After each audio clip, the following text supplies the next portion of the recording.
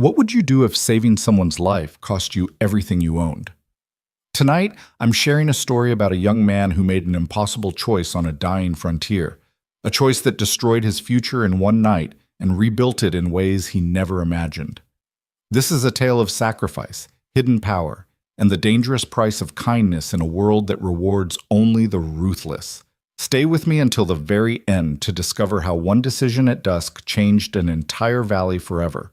And please, hit that like button and comment with your city name so I can see how far this story travels across the world. The sun was dying over Redstone Hollow, bleeding orange and crimson across a sky that seemed too vast for such a small, forgotten town. Dust hung in the air like the ghost of better days, settling on wooden boardwalks that creaked with age and neglect. The trading post stood at the center of what passed for civilization out here, a weathered building with peeling paint and a sagging porch that had seen more departures than arrivals in recent years.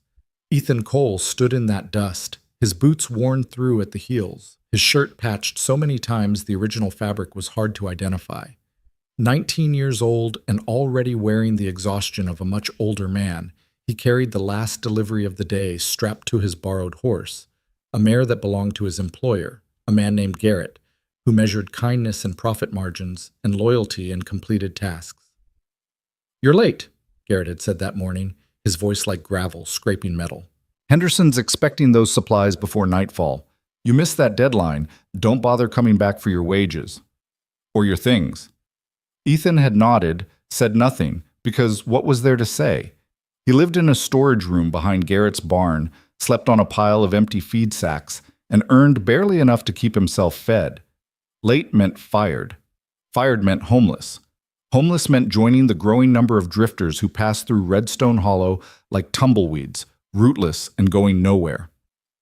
The delivery would take him 6 miles east to the Henderson Ranch, a ride that needed to happen now, immediately, before the sun finished its descent and left him navigating treacherous terrain in full darkness. He checked the straps 3 times, watered the horse, and was preparing to mount when he saw her. She sat on the trading post porch like a discarded piece of furniture someone had forgotten to bring inside. An elderly woman in a dusty gray dress that might have been fine once.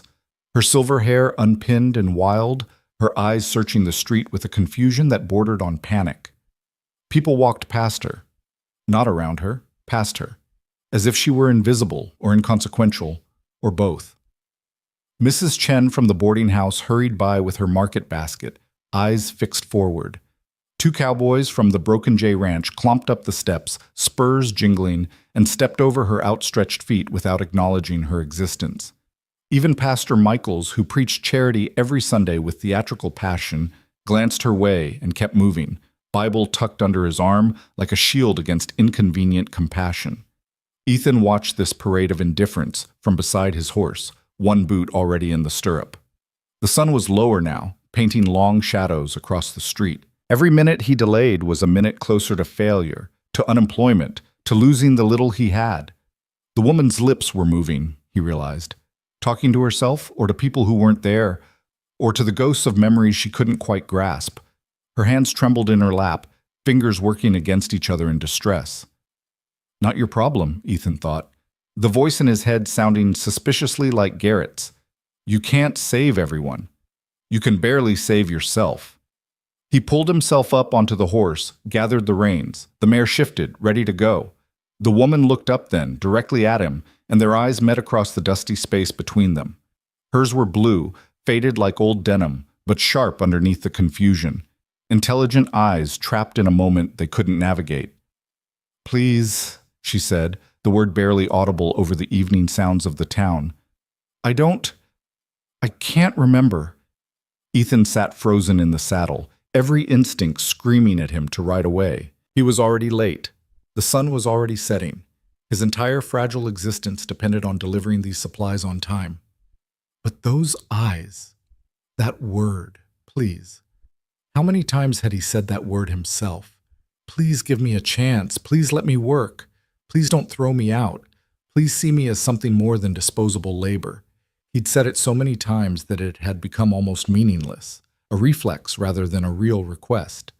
But hearing it from someone else, someone clearly lost and frightened and ignored by an entire town, It hit different. It reminded him of what that word actually meant. A desperate hope that someone, somewhere, might choose to care. The decision happened before he was fully aware of making it. Ethan swung down from the saddle, his boots hitting the packed earth with a soft thud that felt like the sound of something breaking. Maybe his future, maybe just his fear. He tied the horse to the post and walked up the porch steps. "Ma'am," he said, keeping his voice gentle, the way he'd talk to a spooked animal. "Are you all right?" She looked up at him with such relief it was almost painful to witness. I'm trying to remember. I came to town for something. Supplies? Or was it? No, I can't." Her voice wavered, frustration mixing with fear. "I should know this. I always know." Ethan knelt down so he wasn't looming over her, his knees protesting the movement. Up close, he could see details that made the picture more complex. Her dress, though dusty, was well made, the kind of quality that spoke of money, or at least the memory of it. Her hands, despite their trembling, bore no calluses, no signs of hard labor. A silver locket hung at her throat, tarnished but expensive. "That's all right," Ethan said, though it wasn't all right at all. Not for him, not for his deadline, not for the future he could feel slipping away with every passing second. "Can you tell me your name?" She thought about this, her brow furrowing with the effort of reaching through fog. "Lydia," she said finally, the name arriving like a gift. Lydia Harrow. The name meant nothing to Ethan, but he nodded as if it did. "Miss Harrow, do you live here in Redstone Hollow?" "No." This answer came quicker, more certain. "Up in the mountains. The ranch. I have a ranch." "Can you remember how to get there?" Her certainty crumbled. The road goes up, past there are trees, big trees, and a creek no, 2 creeks. Or is it 3? Her hands started trembling harder. "Why can't I remember? I've lived there for—" "It's okay," Ethan said, placing a gentle hand on her shoulder. She was real and solid and completely dependent on whatever he decided to do next. "We'll figure it out." "We." He'd said "we," committing himself before he'd thought it through. Behind him, the sun touched the horizon. Time was running out in multiple directions at once. Ethan stood and looked around the street, hoping for someone else to step up, to take this burden off his shoulders. But the street was emptying as people retreated to their homes for supper, for rest, for all the small comforts that came with stability and belonging. He could run inside the trading post, find someone to take responsibility. But he'd watched that parade of indifference, seen how easily people could make someone else's crisis invisible. By the time he convinced someone to help, if he could convince anyone, how much more would Lydia deteriorate? How much more frightened would she become? And underneath those practical concerns was something harder to articulate. A bone-deep exhaustion with a world where the vulnerable were treated as inconveniences. He was so tired of watching people look away. He was tired of being one of the people they looked away from.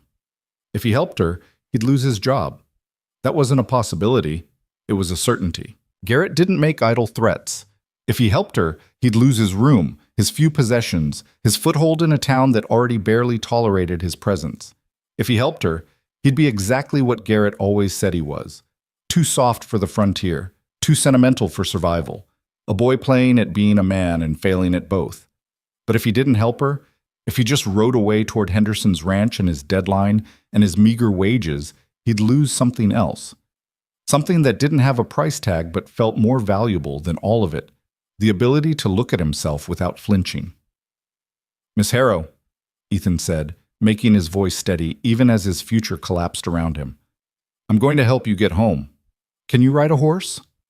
She looked at the mare tied to the post, and something shifted in her expression, a flash of the person she'd been before confusion had claimed her. "I've been riding since I was 4 years old," she said, a note of pride breaking through the fog. "Good," Ethan said, though nothing about this was good. "Then let's get you home." He helped her stand, supporting her elbow as she found her balance. Her legs were unsteady, but she moved with the muscle memory of someone who'd walked with purpose for decades, even if that purpose was temporarily lost to her. Getting her onto the horse required patience and several attempts. The mare, bless her steady temperament, stood perfectly still as Lydia struggled to coordinate her movements. Finally, she was seated, her hands finding the saddle horn with automatic familiarity. Ethan untied the delivery supplies and set them on the porch. Garrett would have his head for that too, abandoning goods, risking theft, or damage. But there was no room for both the supplies and Lydia's safe journey home. He swung up behind her, reaching around to take the reins. This close, he could smell lavender water and dust, could feel how fragile her frame was despite that flash of pride. "Which direction?" he asked. Lydia pointed toward the mountains, dark shapes rising against the dying light. "Up," she said. "Always up." It wasn't much to go on, but it was all they had. Ethan guided the mare away from the trading post, away from the town, away from his deadline and his job, and the last shreds of security he'd managed to cobble together. Several people watched from doorways and windows, their faces showing mild curiosity, but no concern, no offers to help. He'd remember those faces later, would remember how easy it was for people to watch someone ride toward ruin and do nothing to stop it. The road out of Redstone Hollow climbed immediately, winding between rocks and scrub brush that grabbed at the mare's legs. The sun was gone now, leaving only the purple-gray light that preceded full darkness. In maybe 30 minutes, they'd be navigating by moonlight alone. "There's a fork," Lydia said suddenly, her voice clearer. "Past the old Miller place. Take the left branch." "The Miller place," Ethan repeated, watching the road ahead. "I'll look for it." They rode in silence for a while, the mare's steady gait eating up ground despite the increasing slope. The valley spread out below them, Redstone Hollow's scattered lights beginning to appear as lamps were lit against the gathering dark. Somewhere down there, Henderson was waiting for supplies that wouldn't arrive. Somewhere down there, Garrett was probably already planning how to replace his most disappointing employee. "You're very kind," Lydia said, her voice drifting back to him. "Most young men wouldn't have stopped." "Most young men have something to lose," Ethan replied, then immediately regretted the bitterness in his tone. This wasn't her fault. But Lydia chuckled, a surprisingly robust sound. "Oh, I doubt that's true. Kindness and poverty aren't related. I've known plenty of poor people with generous hearts and plenty of wealthy people with none at all." She spoke with the confidence of someone who'd observed the world extensively, which made her current confusion all the more jarring. Here was a woman who clearly had lived a full life, accumulated knowledge and opinions and memories, all of it temporarily locked away behind fog she couldn't penetrate. "Do you have family?" Ethan asked. "Someone at your ranch who's probably worried about you?" A long pause. There was no family, just the ranch, the land. That's been enough." The sadness in those words settled over them both like the cooling night air. Just the ranch, just the land.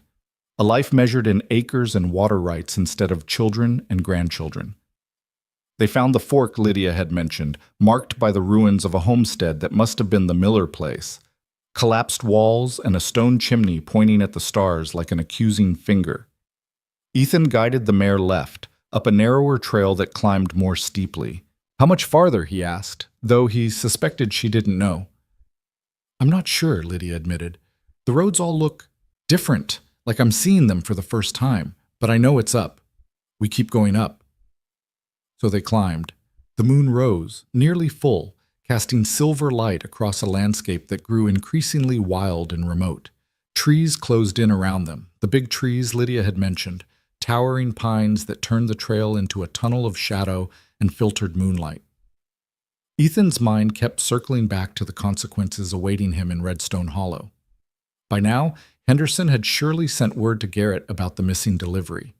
By now, his few possessions, a spare shirt, a worn Bible his mother had given him, a broken pocket watch he couldn't afford to fix, were probably being thrown into the street. He'd saved 73 cents in a tin hidden under his bedroll. That was gone too, either kept by Garrett as compensation or stolen by whoever found it first. 73 cents. Nearly 2 months of careful saving, of skipping meals and wearing clothes until they were more patch than original fabric. Gone. All of it gone because he'd stopped for a confused old woman nobody else would help. "There," Lydia said suddenly, pointing ahead. "The creek. We cross it 3 times. I remember now, 3 crossings. and then the road levels out. Hope sparked in Ethan's chest. If she was remembering, maybe the journey wouldn't be as long or as complicated as he'd feared. Maybe he could get her home and still make it back to Redstone Hollow before morning, could somehow salvage something from this disaster. They crossed the first creek, the mare picking her way carefully over smooth stones. The water was running low this late in the season, barely deep enough to wet the horses' fetlocks. "My father bought this land," Lydia said, her voice taking on a storytelling quality, as if she were reading from a book of memories that had suddenly opened. 1847. People thought he was crazy, too remote, too rocky, not enough water. But he saw what they didn't. He saw the elevation, the springs higher up in the mountains. He knew water would always flow down. "He was right?" Ethan asked, glad to hear her talking coherently, even if it was about the past rather than the present. "He was brilliant," Lydia said, and Ethan could hear the smile in her voice. "Bought up all the land around the springs, secured the water rights before anyone else understood their value. Within 10 years, every rancher in the valley was paying him for access to that water." The second crossing came into view, this one slightly deeper, the water moving faster over a rocky bed. The mare balked for a moment, then stepped forward when Ethan urged her on. "And you inherited all that?" Ethan asked. "I built on it," Lydia corrected, and now there was steel in her voice, the fog clearing further. "My brothers wanted to sell after father died. Thought they could take the money and make fortunes in San Francisco or Denver. I bought them out, every acre. Took me 20 years to pay them back, but I did it. The land stayed whole." There was pride in those words, but also something else. Loneliness, maybe. The price she'd paid to keep her father's vision intact had apparently been measured in family ties broken, in choosing land over blood. They rode in silence for a while longer, climbing steadily. The third crossing appeared, and beyond it, just as Lydia had said, the road leveled out into a high mountain valley. And then Ethan saw it. At first he thought the moonlight was playing tricks on him, but no, there were structures ahead, large ones, solid and well-maintained, barns that dwarfed anything in Redstone Hollow. Fencing that ran in straight, purposeful lines, corrals that could hold hundreds of horses, and at the center of it all, a house. Not a cabin, not a homestead, a house. 2 stories, maybe 3, with a wide porch wrapping around at least 2 sides. Windows that caught the moonlight and reflected it back like dark mirrors.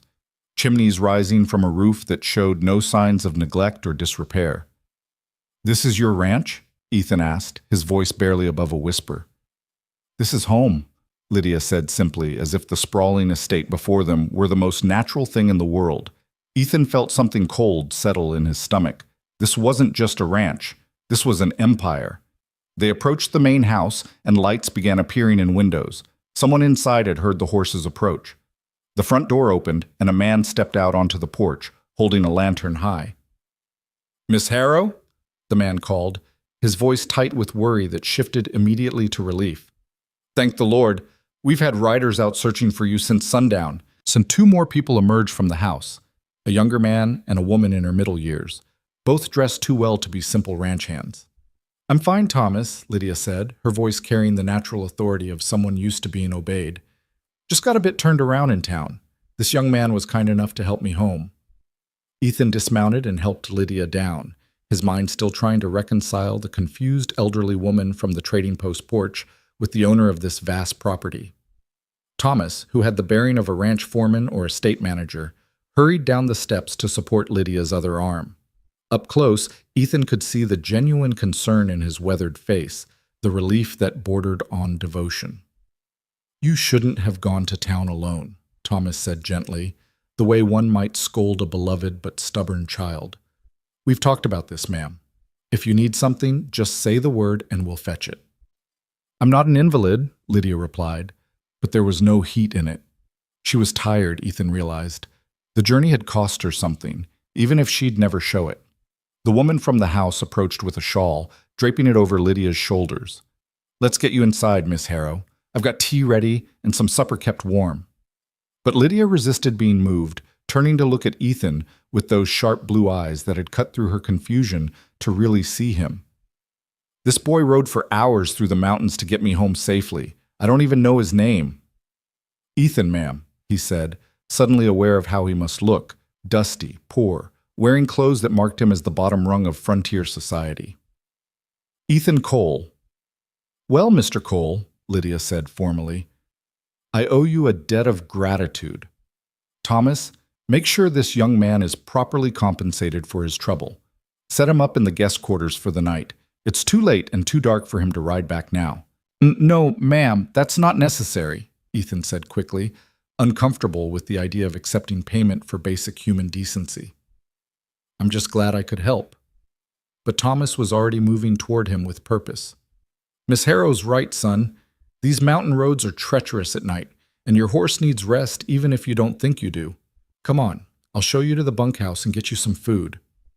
"Really, I should, Mr. Cole." Lydia's voice stopped him cold.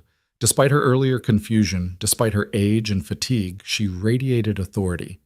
When someone offers you genuine hospitality, accept it graciously. You've earned rest and a meal. Don't insult us by refusing. Ethan found himself nodding before he decided to agree. There was something about her, a force of personality that made resistance feel not just futile, but somehow impolite. Thomas led him away from the main house toward a large building that turned out to be a bunkhouse far nicer than anywhere Ethan had ever lived. Clean, well-built, with real beds instead of piles of feed sacks. "You can stable your horse in the barn," Thomas said, pointing toward a structure that was probably bigger than Garrett's entire operation. "There's feed and water inside. Then come back here and I'll get you sorted." The barn was immaculate, lined with stalls that could hold dozens of horses, most of them currently occupied by animals that made Ethan's borrowed mare look like a child's pony. He unsaddled her, brushed her down, and made sure she had everything she needed, still trying to process what he'd stumbled into. When he returned to the bunkhouse, Thomas had laid out a plate of food that made Ethan's mouth water. Real beef, potatoes, beans, fresh bread. The kind of meal he usually only imagined. "Eat," Thomas said, sitting across from him at the long table. "Then you can tell me how you ended up riding Miss Harrow home from town." Between bites, Ethan explained. The trading post porch, the confusion in Lydia's eyes, the decision that had cost him everything waiting back in Redstone Hollow. Thomas listened without interrupting, his expression unreadable. When Ethan finished, the older man sat quiet for a long moment. "You gave up your job to help her?" Thomas said finally. It wasn't a question. "Wasn't much of a job," Ethan replied, though that was a lie. It had been everything. Still, Thomas studied him with the same sharp assessment Lydia had shown. Most men wouldn't have made that choice. They'd have ridden past, same as everyone else apparently did. Ethan didn't know what to say to that, so he focused on his food. "How much were you making?" Thomas asked. "With this employer of yours?" $4 a week, Ethan admitted, plus room and board. He didn't mention that the room was a storage space, and the board was usually whatever scraps were left from Garrett's meals. Thomas made a sound that might have been disgust or sympathy or both. "And you were headed where when you stopped?" "Henderson Ranch, 6 miles east of town. Had a delivery that needed to arrive before nightfall." "Which obviously didn't happen." "No, sir." Thomas stood, moved to a cabinet, and pulled out a small wooden box.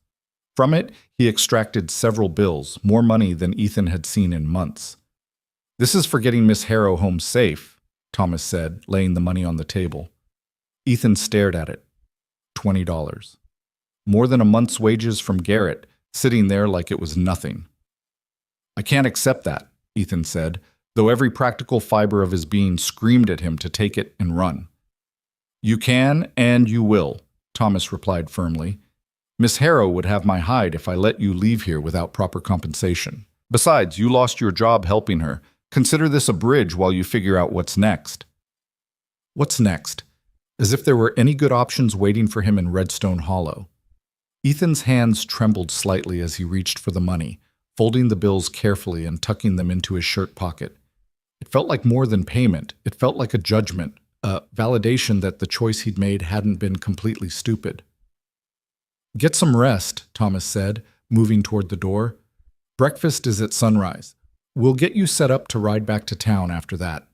But as Thomas reached the door, he paused, turned back. "For what it's worth, son. What you did tonight. That kind of character is rare. Don't let this world beat it out of you." Then he was gone, leaving Ethan alone in the bunkhouse with his thoughts and a full stomach and $20 that felt both like salvation and like the smallest possible compensation for everything he'd lost. He lay down on one of the real beds, staring up at the ceiling, his mind refusing to settle. By now, Garrett had probably rented out his storage room to someone else. By now, his few possessions were scattered or stolen or burned for all Ethan knew. He had $20 and nowhere to go. He had no job and no prospects. He had made a choice that any rational person would call foolish, had sacrificed his fragile stability for a stranger, and despite the money in his pocket, he felt the weight of that choice pressing down on him like a physical thing. But underneath all that worry and uncertainty was something else, something he couldn't quite name, a strange sense of rightness. He'd seen someone who needed help, and he'd helped. Simple as that. In a world that seemed designed to punish kindness and reward selfishness, he'd chosen kindness anyway. Maybe that made him a fool. Maybe it made him something else entirely. Outside, the mountain night was full of sounds. Wind through pine trees, the distant call of an owl, the settling noises of a ranch this size made as it prepared for sleep. Ethan closed his eyes, exhaustion finally claiming him. He didn't know it yet, but the choice he'd made on that trading post porch had set something in motion that would reshape not just his life, but the future of the entire valley below.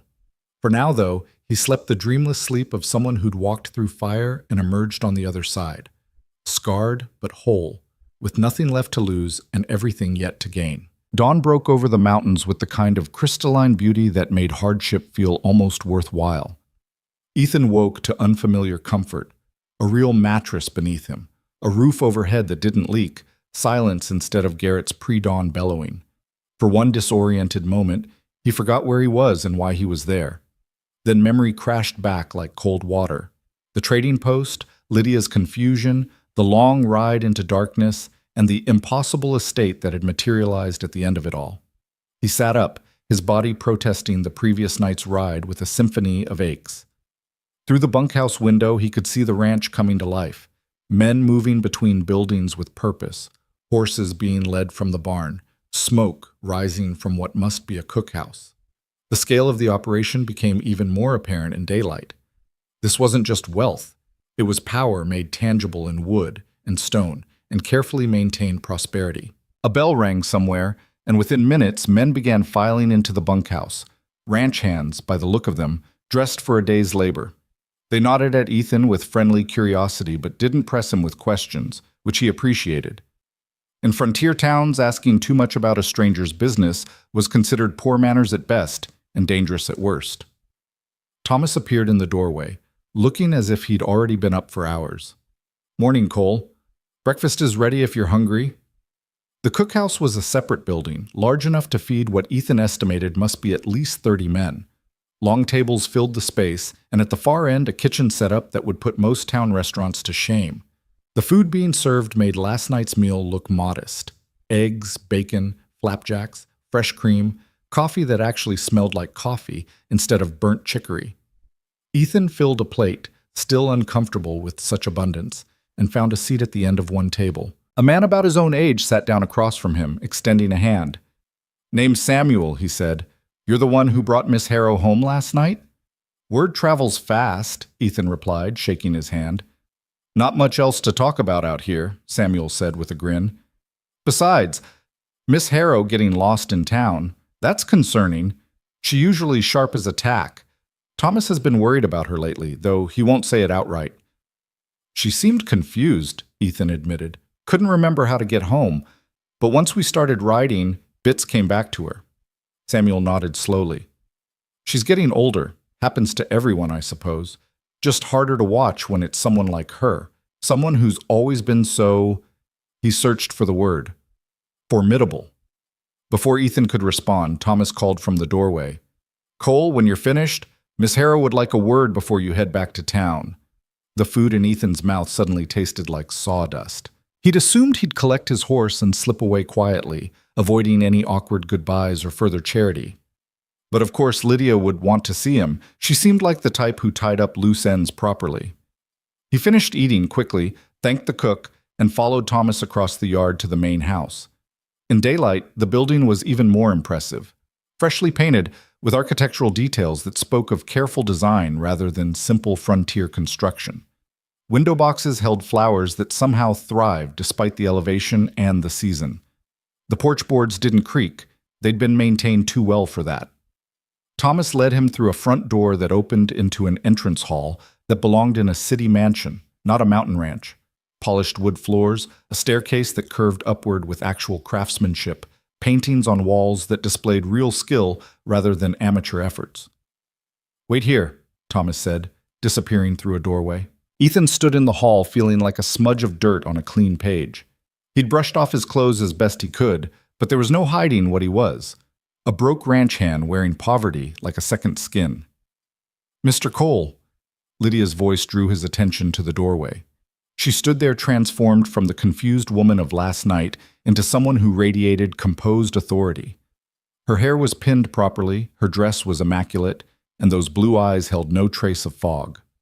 "Please, come in." The room she led him to was clearly an office.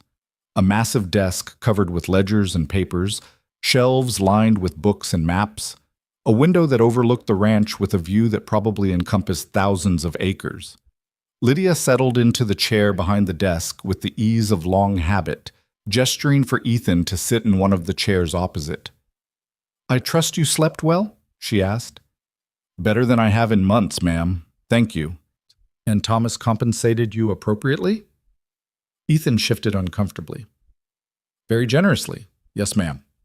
Lydia studied him with an intensity that made him want to look away, but somehow didn't permit it. "You're uncomfortable with the money." It wasn't a question, but he answered anyway.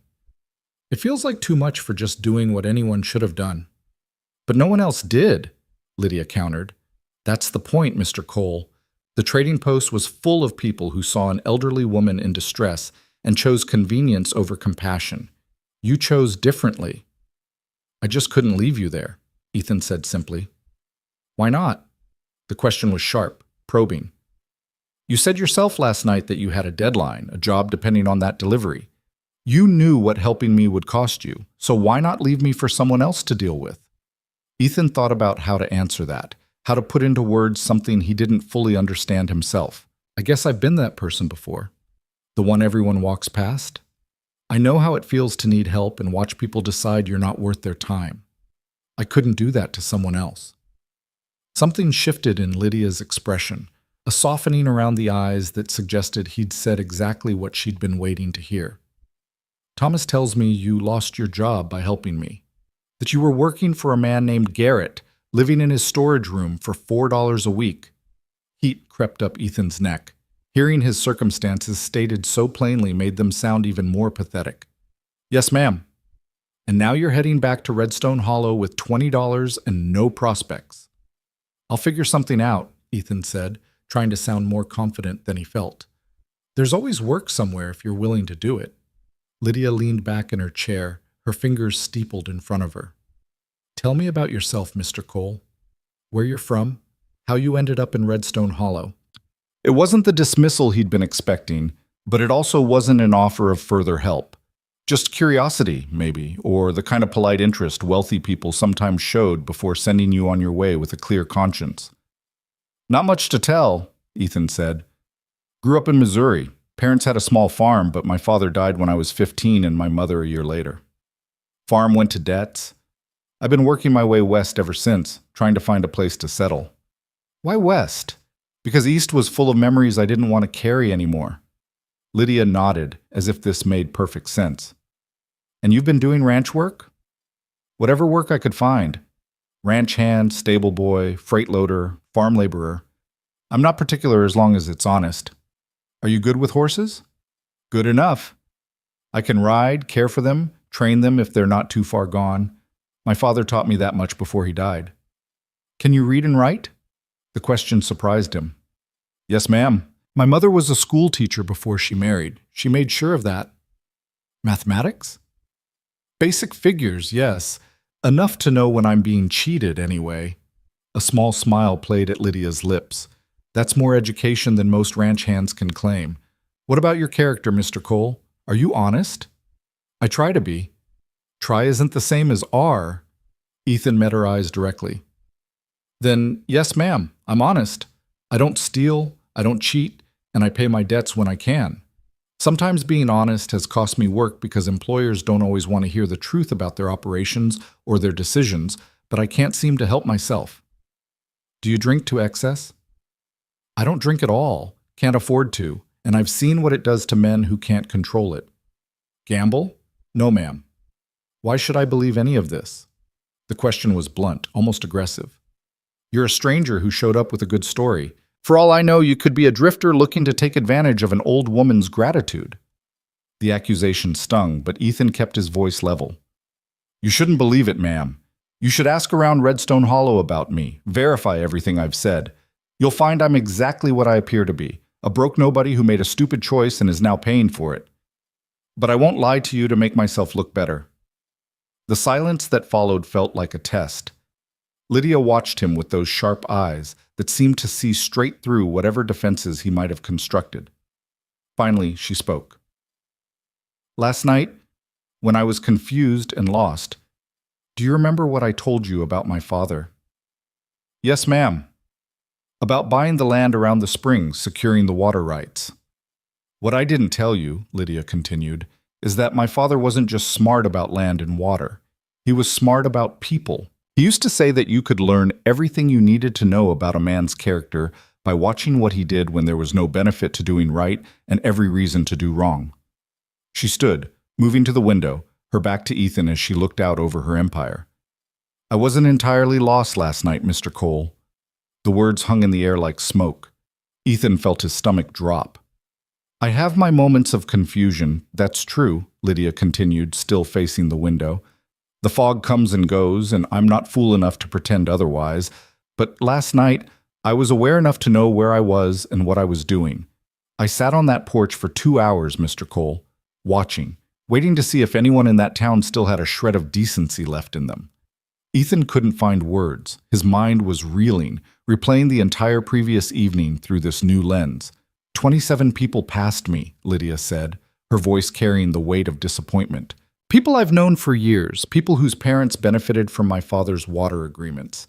People who've prospered because my ranch provides employment and stability to this entire valley. 27 people saw me sitting there, obviously distressed, and not one of them stopped. Not one.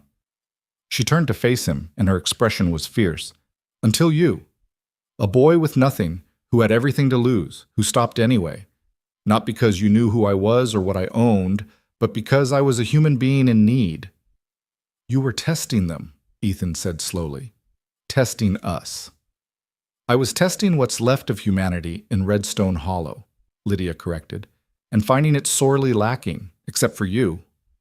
But you really were confused, Ethan protested, about the roads, about getting home. That wasn't an act. No, Lydia admitted. Once we started riding, the fog came back worse than usual. The fear was real, Mr. Cole. The confusion about the trails was real. But the initial decision to sit on that porch and see who would help? That was intentional. Ethan didn't know whether to be angry or impressed. That's a dangerous game, ma'am. What if no one had stopped? What if I hadn't come along? Then I would have made my way home eventually, and I would have learned a very depressing truth about the town my father helped build. She moved back to her desk, but didn't sit. But you did stop. And in doing so, you answered a question I've been asking myself for years. What question? Whether there are still people in this world who choose right over easy. Whether kindness still exists in places where it costs something real to offer it. She paused, her gaze intense. My father built this ranch on smart decisions and hard work, Mr. Cole. But he also built it on the belief that good character was worth more than gold. He chose partners and employees based on that principle, and it served him well. I've tried to do the same, but good character has become increasingly rare. I'm not sure what you're getting at, ma'am. Lydia pulled a ledger from her desk, opened it to a page marked with ribbon. This ranch encompasses 42,000 acres. We maintain water rights to 17 separate springs and creeks. We employ 38 men full-time and another dozen seasonally. Our annual revenue last year was just over $93,000. The numbers were staggering. Ethan had never heard of that kind of money outside of railroad barons and mining magnates. I'm telling you this, Lydia continued, because I need you to understand the scope of what I'm offering. I'm 73 years old, Mr. Cole. I have no children, no living relatives who give a damn about anything except dividing up my property when I die. This ranch, everything my father built and everything I've maintained, will eventually pass to lawyers and distant cousins who will sell it off in pieces to the highest bidders. Ma'am, I don't... She held up a hand, silencing him.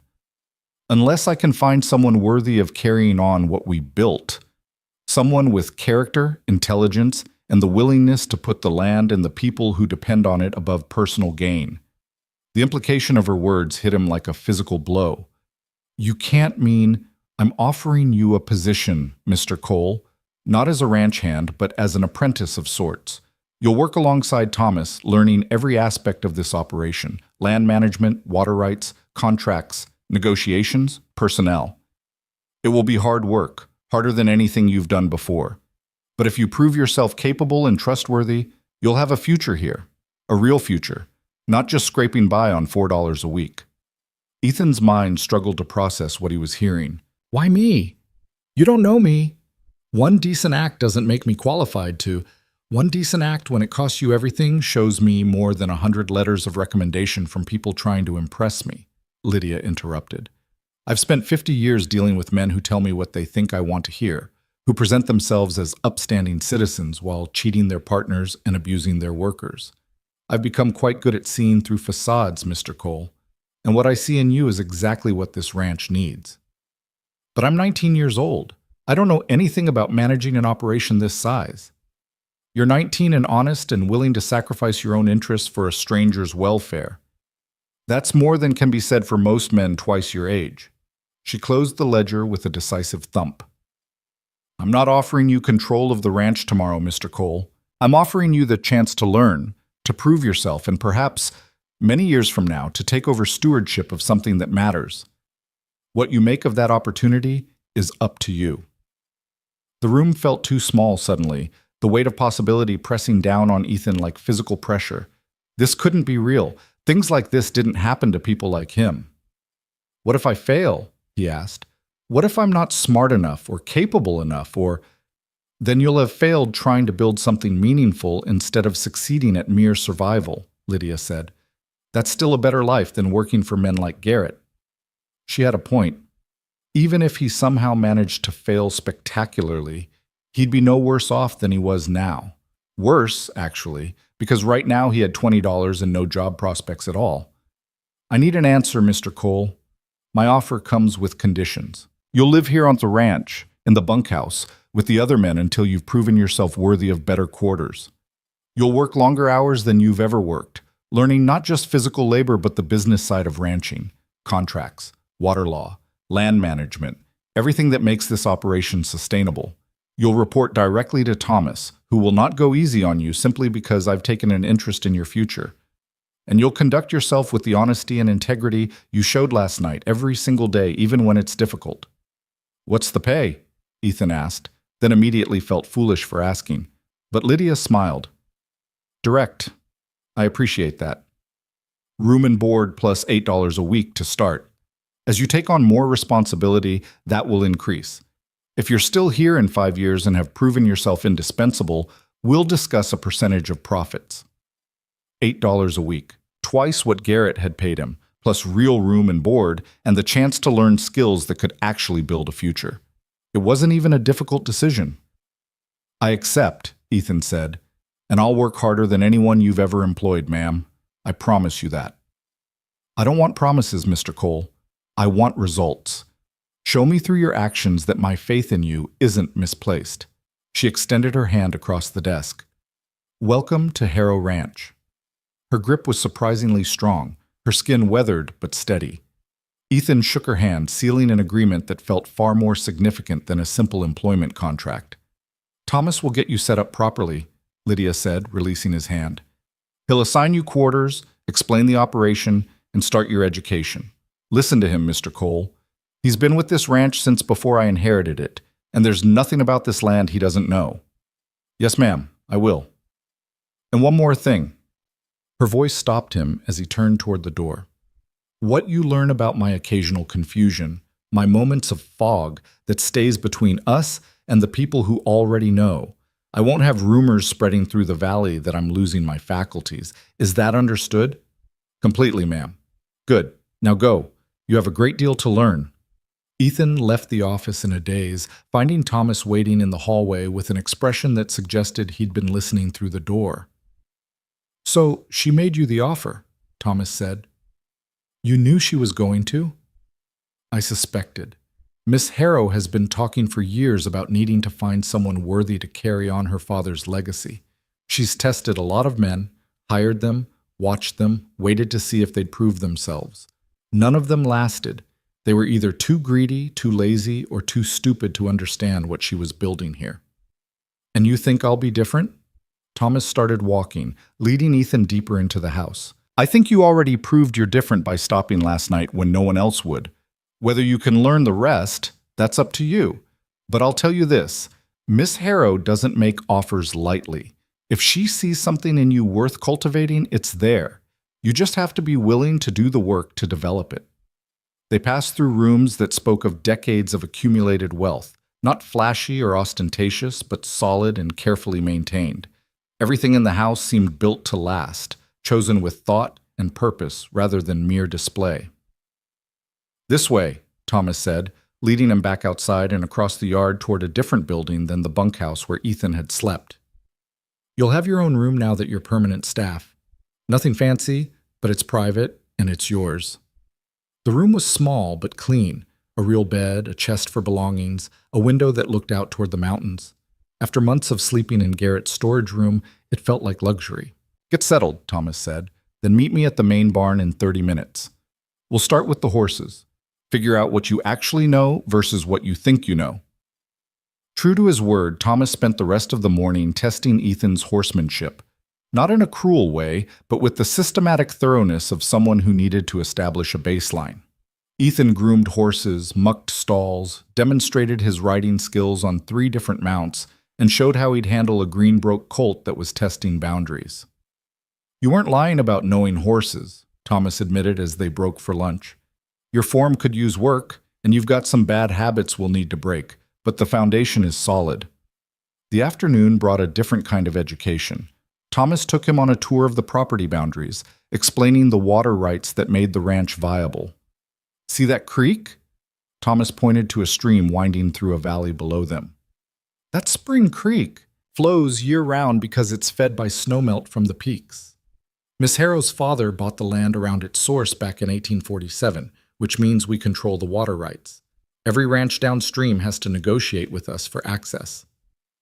"That seems like a lot of power," Ethan observed. "It is, which is why how we use that power matters. Miss Harrow's father could have squeezed every ranch in the valley dry, charged whatever he wanted for water access. Instead, he set fair prices and honored his agreements even when he could have gotten more, built trust instead of resentment. That's why this ranch has lasted when others have failed. People know we deal honestly."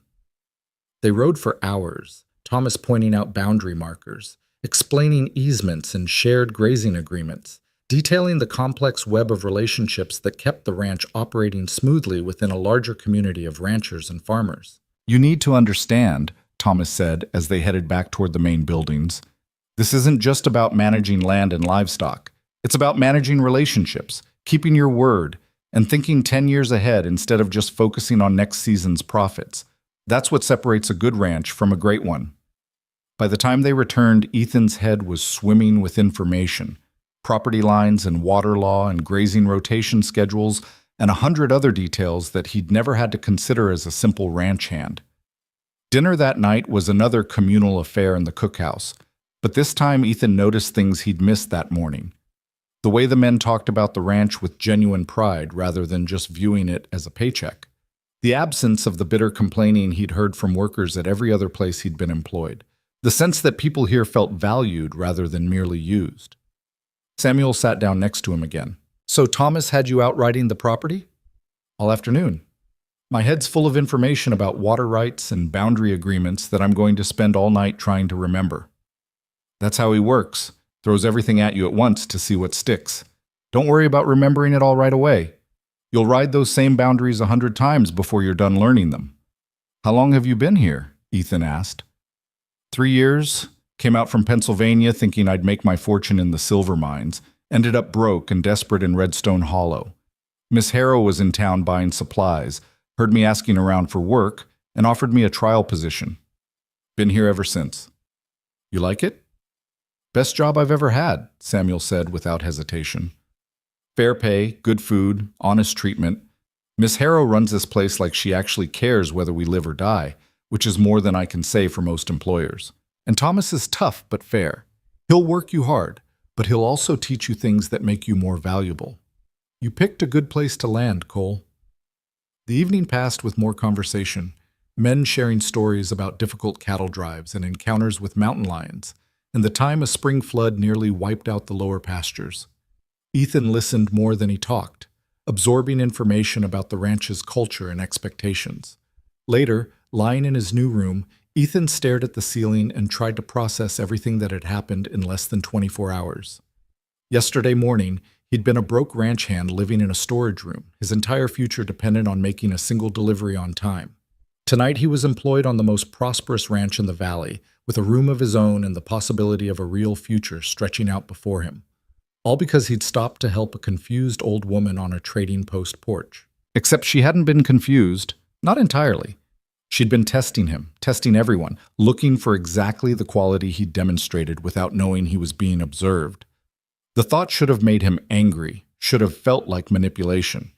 But somehow, it didn't. Lydia had been searching for character in a world that seemed to have misplaced it, and she'd found what she was looking for in the least likely place. The weeks that followed tested Ethan in ways he'd never imagined. Thomas proved to be a relentless teacher, pushing him through lessons that began before sunrise and often didn't end until the stars were bright overhead. Learning to manage a ranch this size wasn't just about hard work.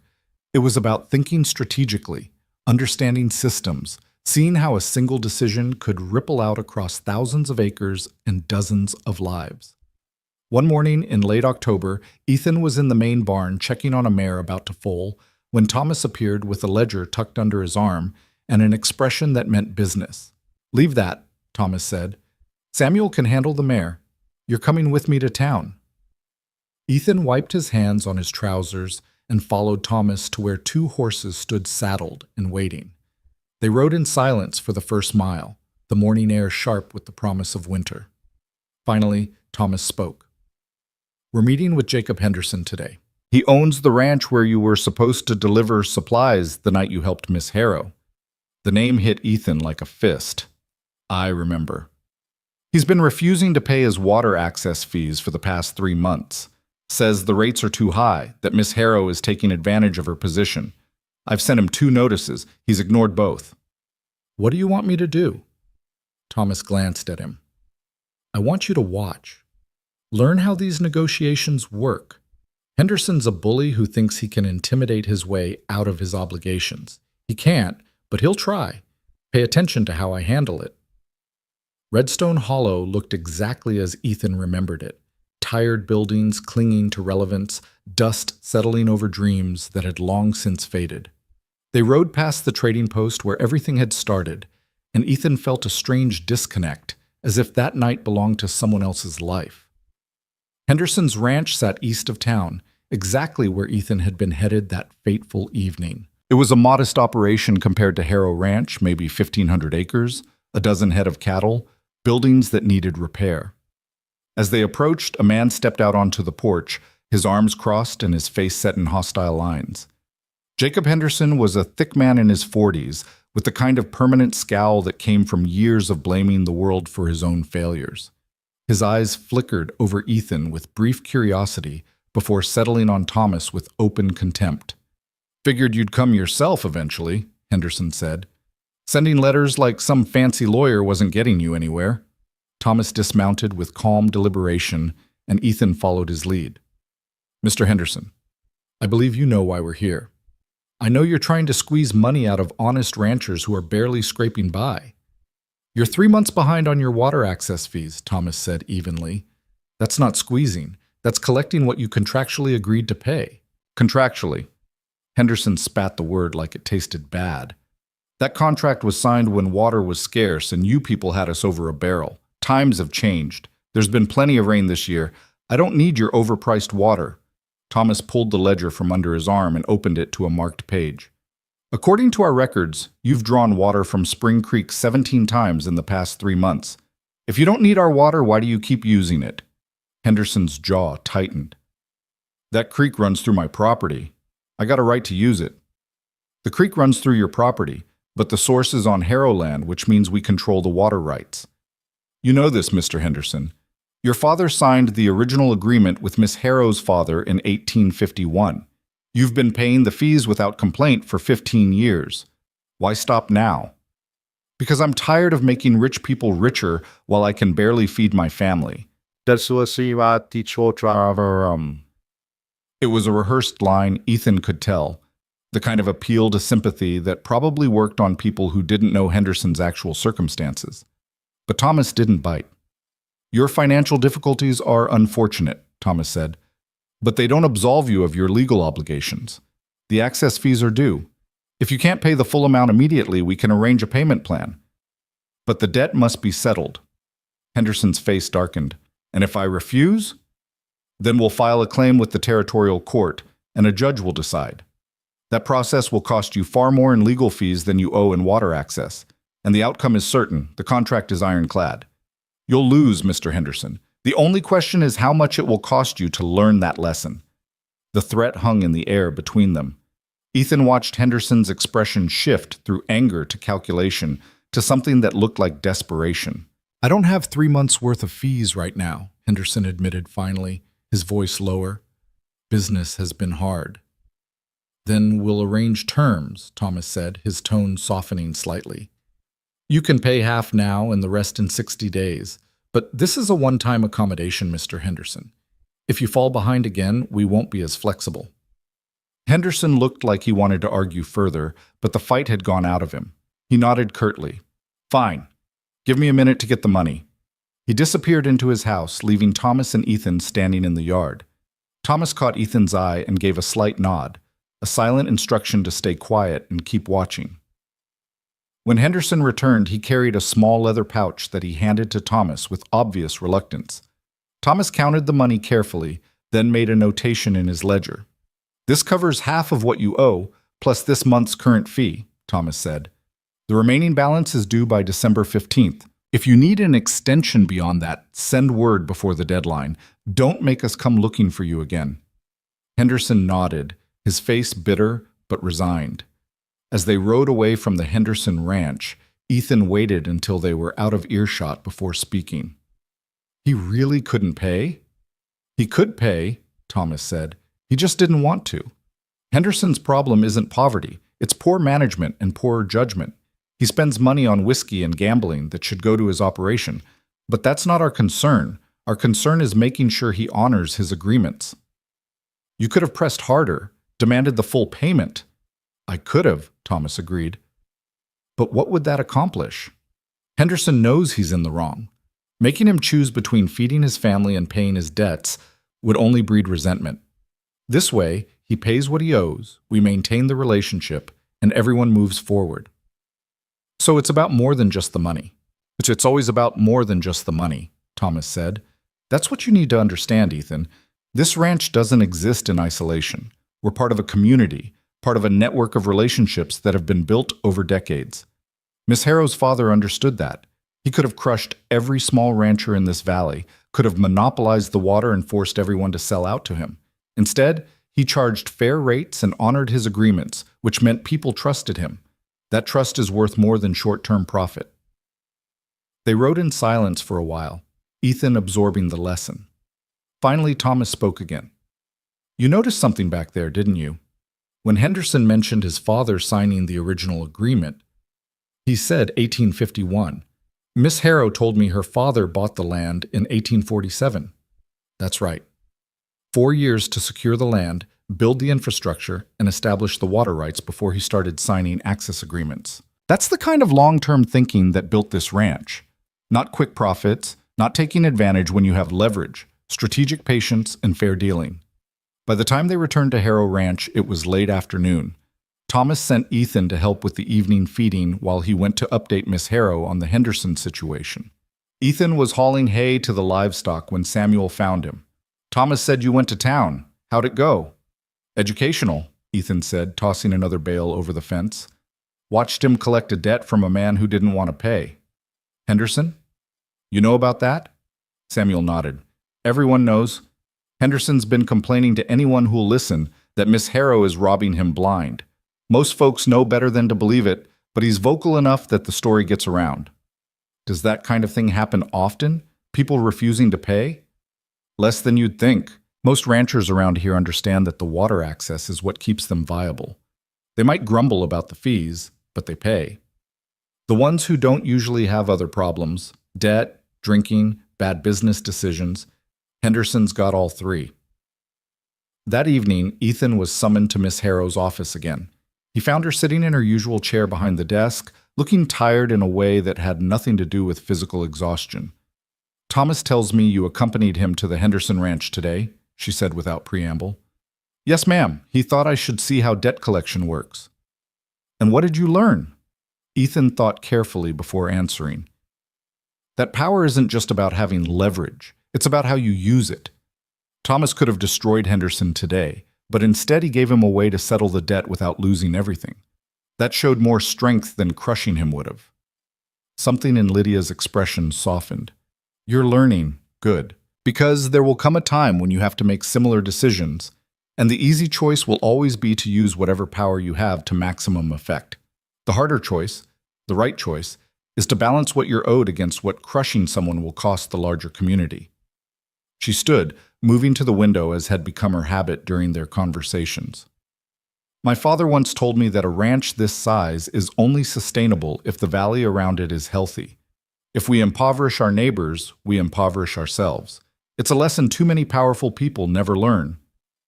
"Henderson called the water fees excessive," Ethan said. "Are they?" Lydia turned to face him, and he saw approval in her eyes at the question.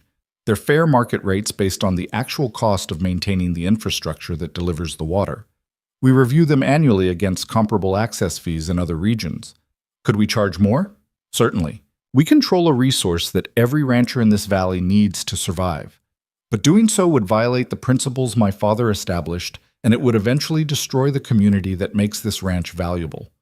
She returned to her desk, opened a drawer, and pulled out a thick document.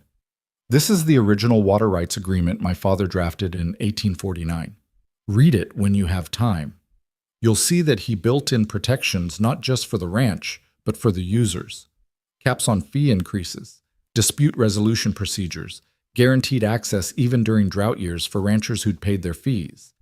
He was thinking 50 years ahead, building a system that would outlast him." Ethan took the document carefully, feeling the weight of history in the yellowed pages. "Why are you showing me this?" "Because you need to understand what you're being trained to protect. This isn't just about acres and cattle and water rights. It's about a vision of how business can be conducted ethically, how power can be wielded responsibly. If I'm going to trust you with this ranch's future, you need to understand its foundation." The conversation was interrupted by a knock on the door. Thomas entered, his face grave. "We have a problem," he said. "Fire at the Dawson Ranch. Started about an hour ago in their main barn. They're asking for help." Lydia stood immediately. "How bad?" "Bad enough that they're asking neighbors for assistance. Could spread to their house if they can't contain it." "Gather everyone," Lydia ordered. "Every able man. Get the water wagon loaded. Ethan, you're coming too." Within 20 minutes, a dozen men from Harrow Ranch were riding hard toward the Dawson property, a wagon loaded with water barrels rattling behind them. Ethan rode beside Samuel, who explained as they went. "The Dawsons have been ranching here almost as long as the Harrows. Good people, but they've had a string of bad luck. Lost half their herd to disease last year, had a drought damage their hay crops. A barn fire could finish them."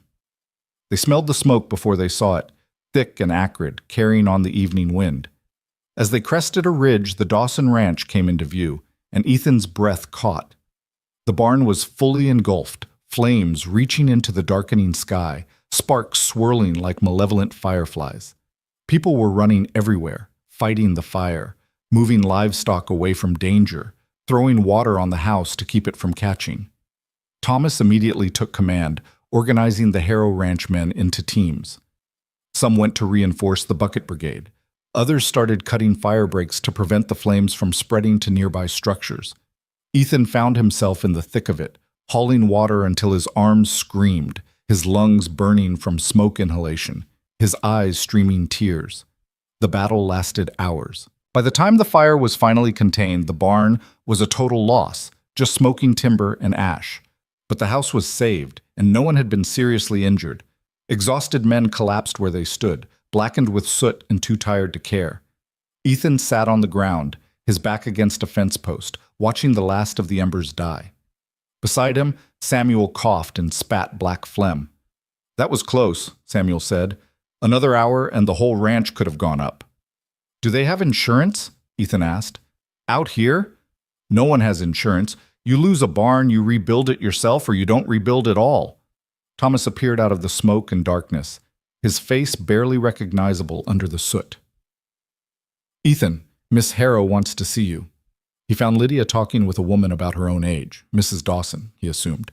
Both women looked exhausted, their faces drawn with the strain of near disaster. "This is Ethan Cole," Lydia said to the other woman. "He's training under Thomas. Ethan, this is Martha Dawson." "Ma'am," Ethan said, nodding. Martha Dawson studied him with eyes that had seen too much hardship. "Your people saved our home tonight. We won't forget that." "We take care of our neighbors," Lydia said simply. "That's how survival works out here. Tomorrow we'll send over lumber and men to help rebuild. You'll have a new barn before winter sets in properly." "Lydia, we can't afford—" Martha began. "You'll pay us back when you can," Lydia interrupted. "No interest, no deadline. Just settle the account when your circumstances improve." Martha's eyes filled with tears. "You've already done so much. The water access rates you gave us after we lost the herd, the extension on—" "Martha," Lydia's voice was gentle but firm. "We help each other. That's the agreement my father made with your father-in-law 40 years ago, and it's an agreement I intend to honor. Your ranch survives. Our community stays strong. It's that simple." Watching this exchange, Ethan understood something profound about how Harrow Ranch had endured for so many decades. It wasn't just about having resources. It was about being willing to share them strategically, investing in the community's stability because that stability benefited everyone. The ride back to Harrow Ranch happened in near silence, men too exhausted for conversation.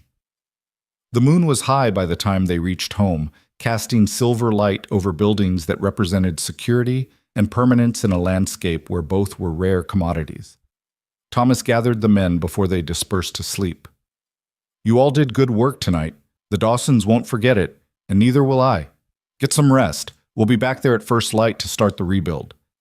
Ethan stumbled to his room, barely managing to remove his smoke-damaged clothes before collapsing into bed. Sleep came fast and deep, the kind of dreamless oblivion that physical exhaustion brings. The next morning arrived too soon, announced by the bell that called men to breakfast. Ethan's body protested every movement, muscles he didn't know he had, screaming their displeasure. But he dressed and made his way to the cookhouse, where the previous night's firefighters were gathering over strong coffee and hearty food. True to Thomas's word, they rode back to the Dawson Ranch after breakfast, this time accompanied by a wagon loaded with lumber, tools, and supplies. What followed was a week of intensive construction, framing, roofing, fitting doors, and windows. Men from other neighboring ranches showed up to help, creating a kind of informal barn raising that spoke to the interconnected nature of the frontier community. During breaks, Ethan talked with some of these neighbors, learning the complex web of relationships that bound the valley together. Everyone knew everyone else's business, everyone owed someone a favor, and everyone understood that today's helper might be tomorrow's person in need. On the third day of construction, a rider approached carrying official-looking papers. He asked for Miss Harrow, and when she arrived, he handed her an envelope bearing a territorial government seal. Ethan watched from his position on the barn roof as Lydia read the contents, her face darkening with each line. When she finished, she looked up at Thomas with an expression that made Ethan's stomach tighten. "We need to talk," she said. "Privately. Now." Thomas climbed down from the roof and followed her to her horse. They rode a short distance away, conferring in voices too low to hear. But their body language spoke volumes. Thomas's rigid posture, Lydia's sharp gestures, both of them radiating tension. When they returned, Lydia addressed the assembled workers. "Thank you all for your help here. The Dawsons are fortunate to have such good neighbors. Thomas, I need you back at the ranch immediately. Ethan, you're coming too." The ride back was tense. Whatever had been in that letter, it was serious enough to pull them away from the barn raising. As soon as they reached Harrow Ranch, Lydia summoned Thomas and Ethan to her office. "There's a railroad company interested in building a line through this valley," she said without preamble. "They're claiming eminent domain on several parcels of land, including a critical section of our water rights territory." Thomas went pale. "They can't do that. Those rights have been legally established for decades." "They can try," Lydia said grimly. "And they will. The territorial legislature is in the railroad's pocket. They'll approve whatever land seizures the company requests, regardless of prior claims." "How much land?" Ethan asked. 1,200 acres, including the upper sections of Spring Creek. If they take that land, we lose control of the water source. Every agreement we have with ranchers in this valley becomes worthless." The implications crashed over Ethan like a wave. Without the water rights, Harrow Ranch lost its foundation. The entire economic structure that supported not just the ranch but the surrounding community would collapse. "There has to be a way to fight this," Thomas said. "There is," Lydia replied, "but it will require resources, political connections, and legal expertise we don't currently possess. The railroad has money and influence. We have a just claim and the support of the local community. Whether that's enough remains to be seen." She looked at Ethan then, her eyes holding a weight he hadn't seen before. "This is what real power looks like, Mr. Cole. Not the ability to collect debts or extend credit, but the capacity to defend what you've built against forces that want to take it from you. Watch carefully. This is the education you really need." Over the following days, Harrow Ranch transformed from a working operation into something resembling a military headquarters. Lydia brought in lawyers from Denver, compiled decades of documentation establishing the water rights, and began organizing the neighboring ranchers into a coalition to oppose the railroad's land grab. Ethan found himself pulled into meetings that went late into the night, listening as strategies were debated and refined. The railroad company, Rocky Mountain Continental, had proposed a route that would cut directly through the prime grazing land and water sources that made the valley viable for ranching. Their justification was economic development and progress. The reality was that seizing established claims through eminent domain was cheaper than negotiating fair purchase prices. "They're counting on us being too small and too isolated to fight back effectively," one of the lawyers explained. "Rural ranchers without political connections or legal sophistication. They've done this in a dozen other valleys and met minimal resistance." "They haven't met Lydia Harrow before," Thomas muttered. But as the weeks passed, the magnitude of what they were facing became clear. Rocky Mountain Continental had representatives in the territorial capital, had made generous donations to key legislators, and had the full weight of industrial progress on their side. Fighting them would require not just legal arguments, but political maneuvering, public pressure, and resources that even Harrow Ranch would struggle to sustain. Ethan watched Lydia age visibly under the strain. The confusion he'd witnessed that first night seemed to come more frequently now, moments where she'd lose her train of thought mid-sentence or forget conversations from earlier in the day.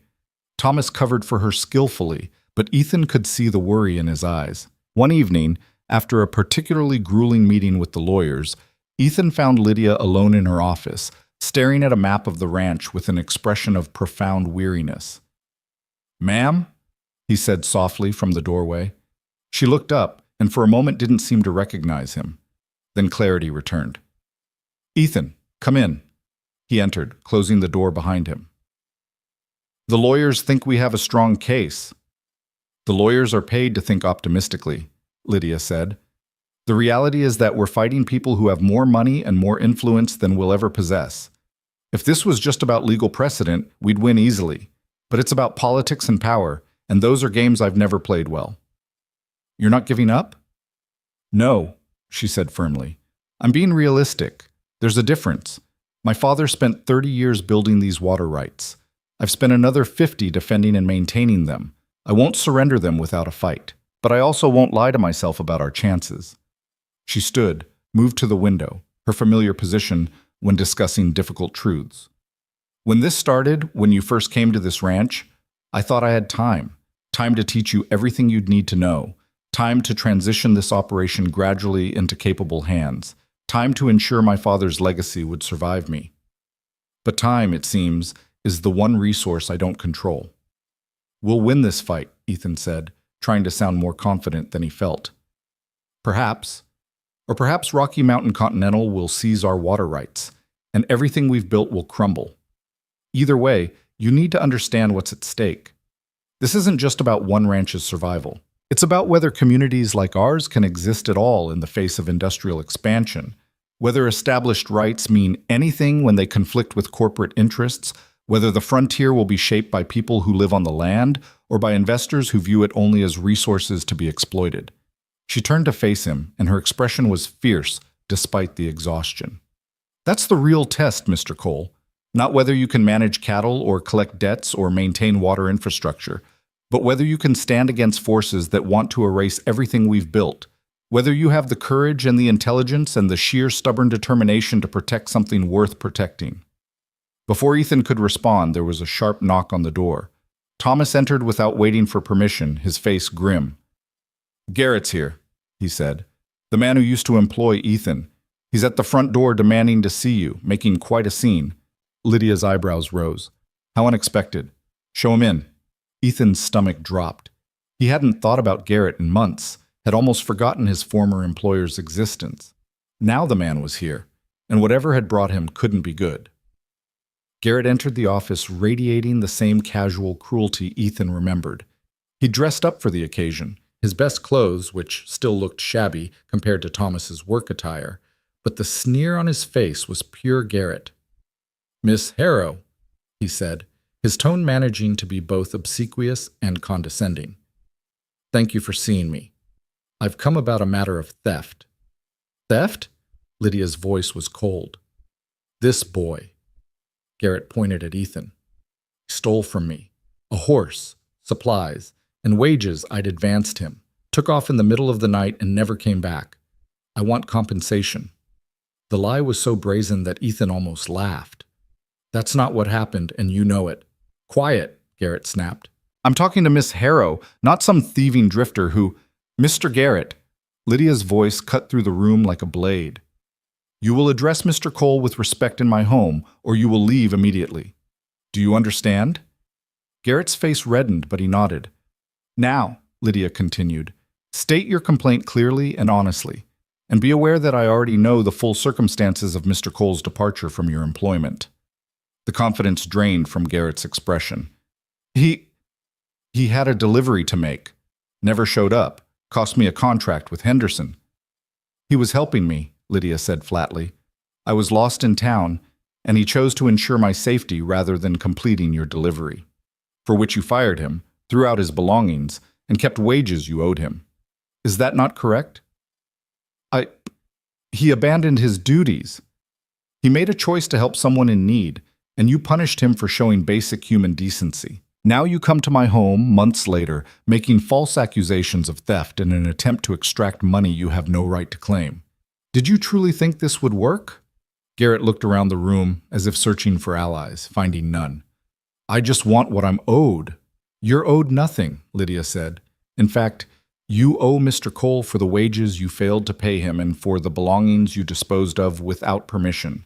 I could have you arrested for theft far more substantial than anything you're accusing him of."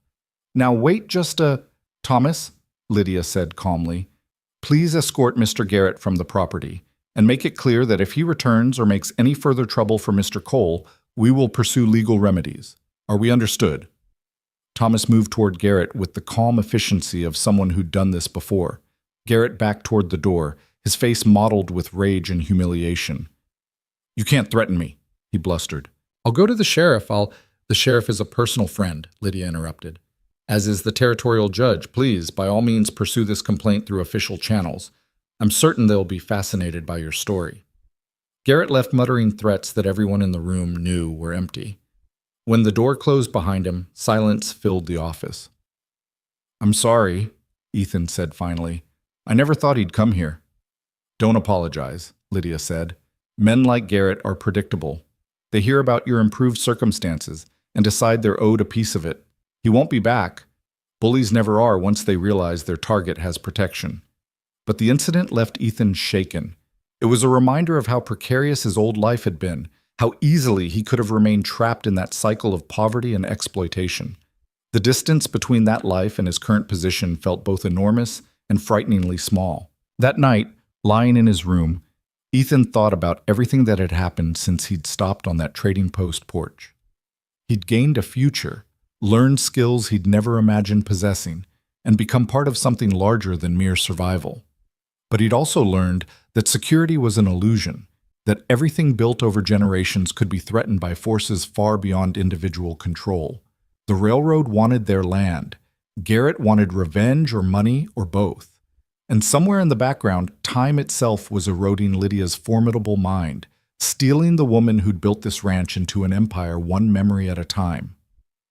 Ethan fell asleep thinking about tests and choices and the cruel irony that sometimes doing the right thing led not to reward, but to battles you never asked to fight. The battle with Rocky Mountain Continental consumed the next 3 months like a slow-burning fire. Legal briefs were filed and countered, depositions were taken, and the lawyers Lydia had hired worked around the clock, building a case that hinged on decades of established precedent and territorial law.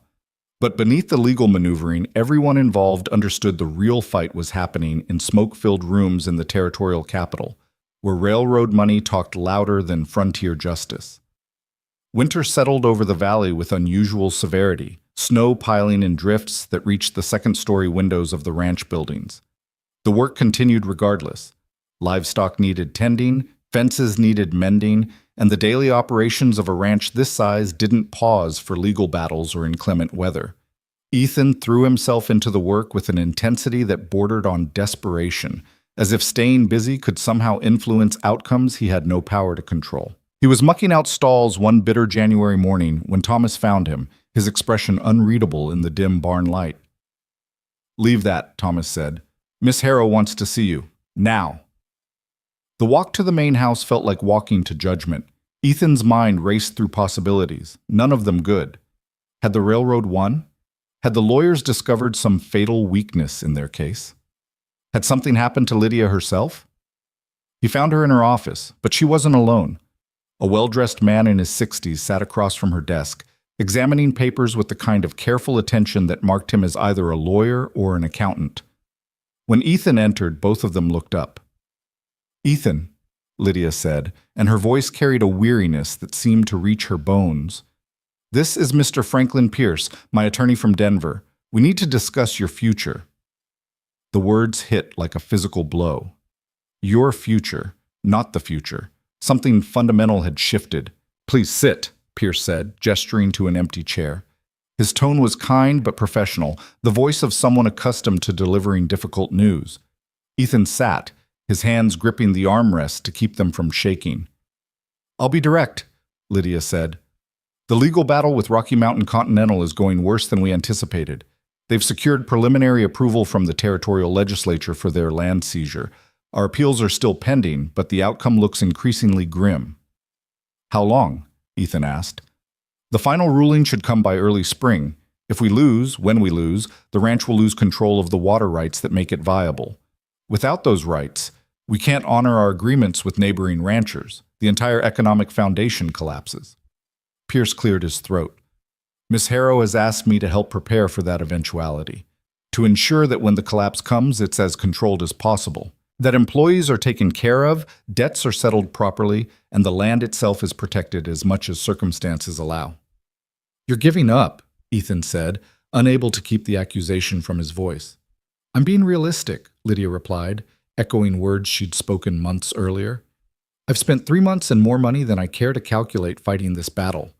The railroad has unlimited resources and the full backing of territorial power. We can delay the inevitable, but we can't prevent it. So what happens to everyone here? To Thomas? To Samuel? To all the men who depend on this ranch?"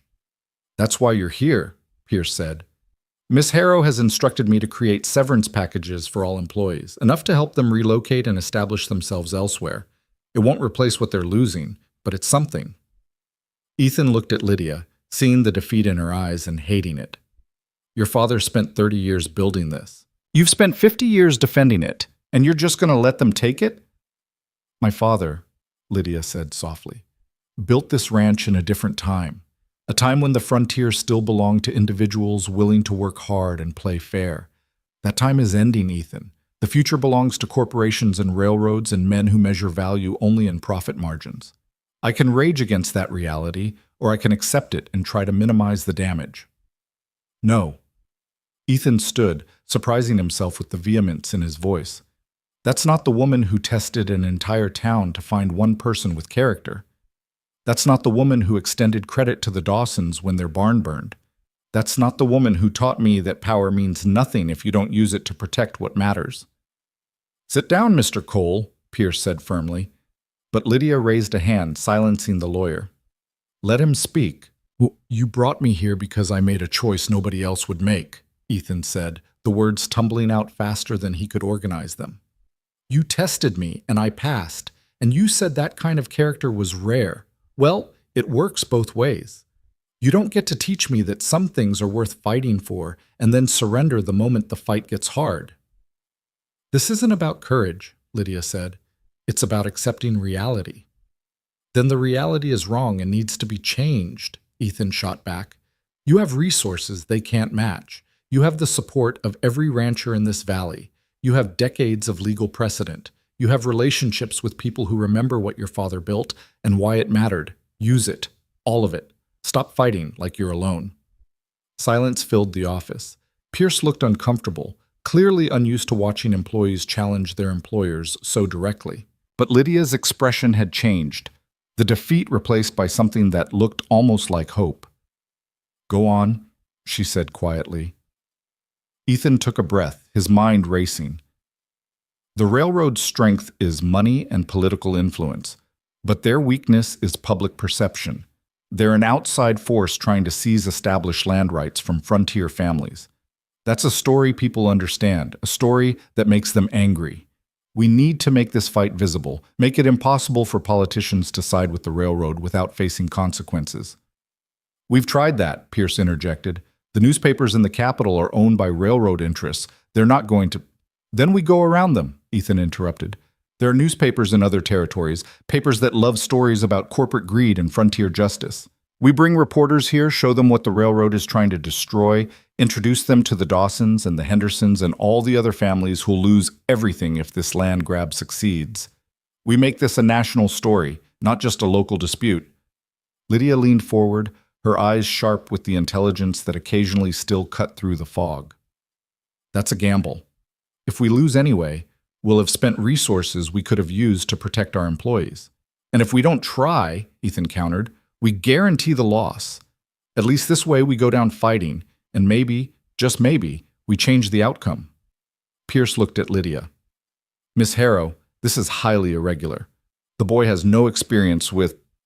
The boy, Lydia said, cutting him off, just articulated a strategy that my expensive lawyers failed to consider. Perhaps inexperience is exactly what this situation needs. She stood, moving to her familiar spot by the window. All right, Mr. Cole, you want to fight? Then fight. But understand that you're gambling with more than just this ranch. You're gambling with the livelihoods of 38 families, with relationships built over decades, with my father's entire legacy. If your strategy fails, the consequences fall on all of us. I understand, Ethan said, though his stomach was churning with the weight of what he'd just committed to. Then get Thomas in here, Lydia ordered. If we're going to do this, we need to move fast. The final ruling could come any day. The next week passed in a blur of activity. Thomas took charge of contacting sympathetic journalists, leveraging relationships with former ranch hands who'd moved to cities and newspapers across the Western Territories. Ethan worked with the neighboring ranchers, organizing a coalition that could speak with one voice about what the railroad's land seizure would mean for the entire valley. The response was better than anyone had hoped. A reporter from the San Francisco Chronicle arrived first, a sharp-eyed woman named Margaret Walsh, who'd built a career exposing corporate malfeasance. She spent 3 days interviewing everyone from Lydia down to the newest ranch hand, taking notes and photographs that would form the backbone of her story. This is exactly what my readers need to see, Walsh said as she prepared to leave. Eastern money destroying Western communities, progress that benefits investors while impoverishing the people who actually live on the land. The Chronicle will run this on the front page. More journalists followed, from Denver, from Salt Lake City, from as far away as Chicago. Each one arrived skeptical and left convinced, their notebooks filled with stories of families who'd prospered through fair dealing and community support.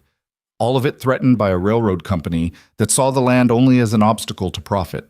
The stories began appearing in late February, each one adding pressure to the territorial politicians who'd been quietly supporting Rocky Mountain Continental's land grab. Letters flooded the governor's office. Editorials questioned the wisdom of empowering corporations over established landowners, and suddenly what had seemed like a foregone conclusion became politically complicated. But the railroad wasn't passive. They hired their own journalists to write counter-stories about progress and economic development, about frontier landowners standing in the way of civilization's advance. Money flowed to key legislators, reminding them where their real loyalties should lie. The battle that had started in courtrooms expanded into newspapers and public opinion, becoming something larger and more unpredictable than anyone had anticipated. Through it all, Ethan watched Lydia carefully. The stress was taking its toll. Her moments of confusion came more frequently, sometimes mid-conversation, sometimes in the middle of important meetings.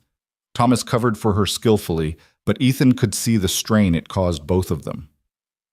One evening in early March, Ethan found Lydia in her office staring at papers she didn't seem to recognize. When he entered, she looked up with confusion that slowly cleared into recognition. "Ethan," she said, "I was just... What day is it?"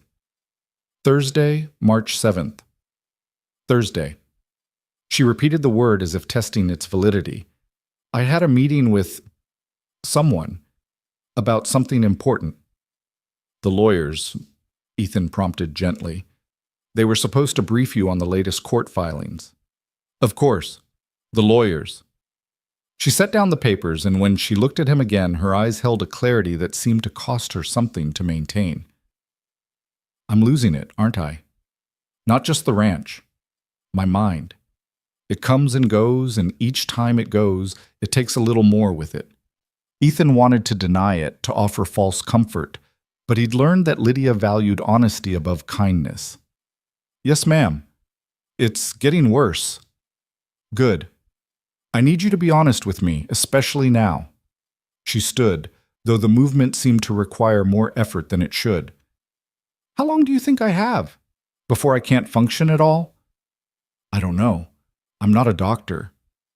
But you're observant, and you've been watching me closely. Guess." Ethan thought about the patterns he'd noticed, the increasing frequency of confused episodes, the longer time it took for clarity to return. 6 months, maybe less. Lydia nodded as if he'd confirmed something she already knew. "Then we need to accelerate everything. The legal battle, the succession planning, all of it. I won't leave this ranch's future uncertain because I waited too long to face uncomfortable truths." "Miss Harrow, listen to me carefully," she interrupted, her voice taking on the commanding tone he remembered from their first real conversation.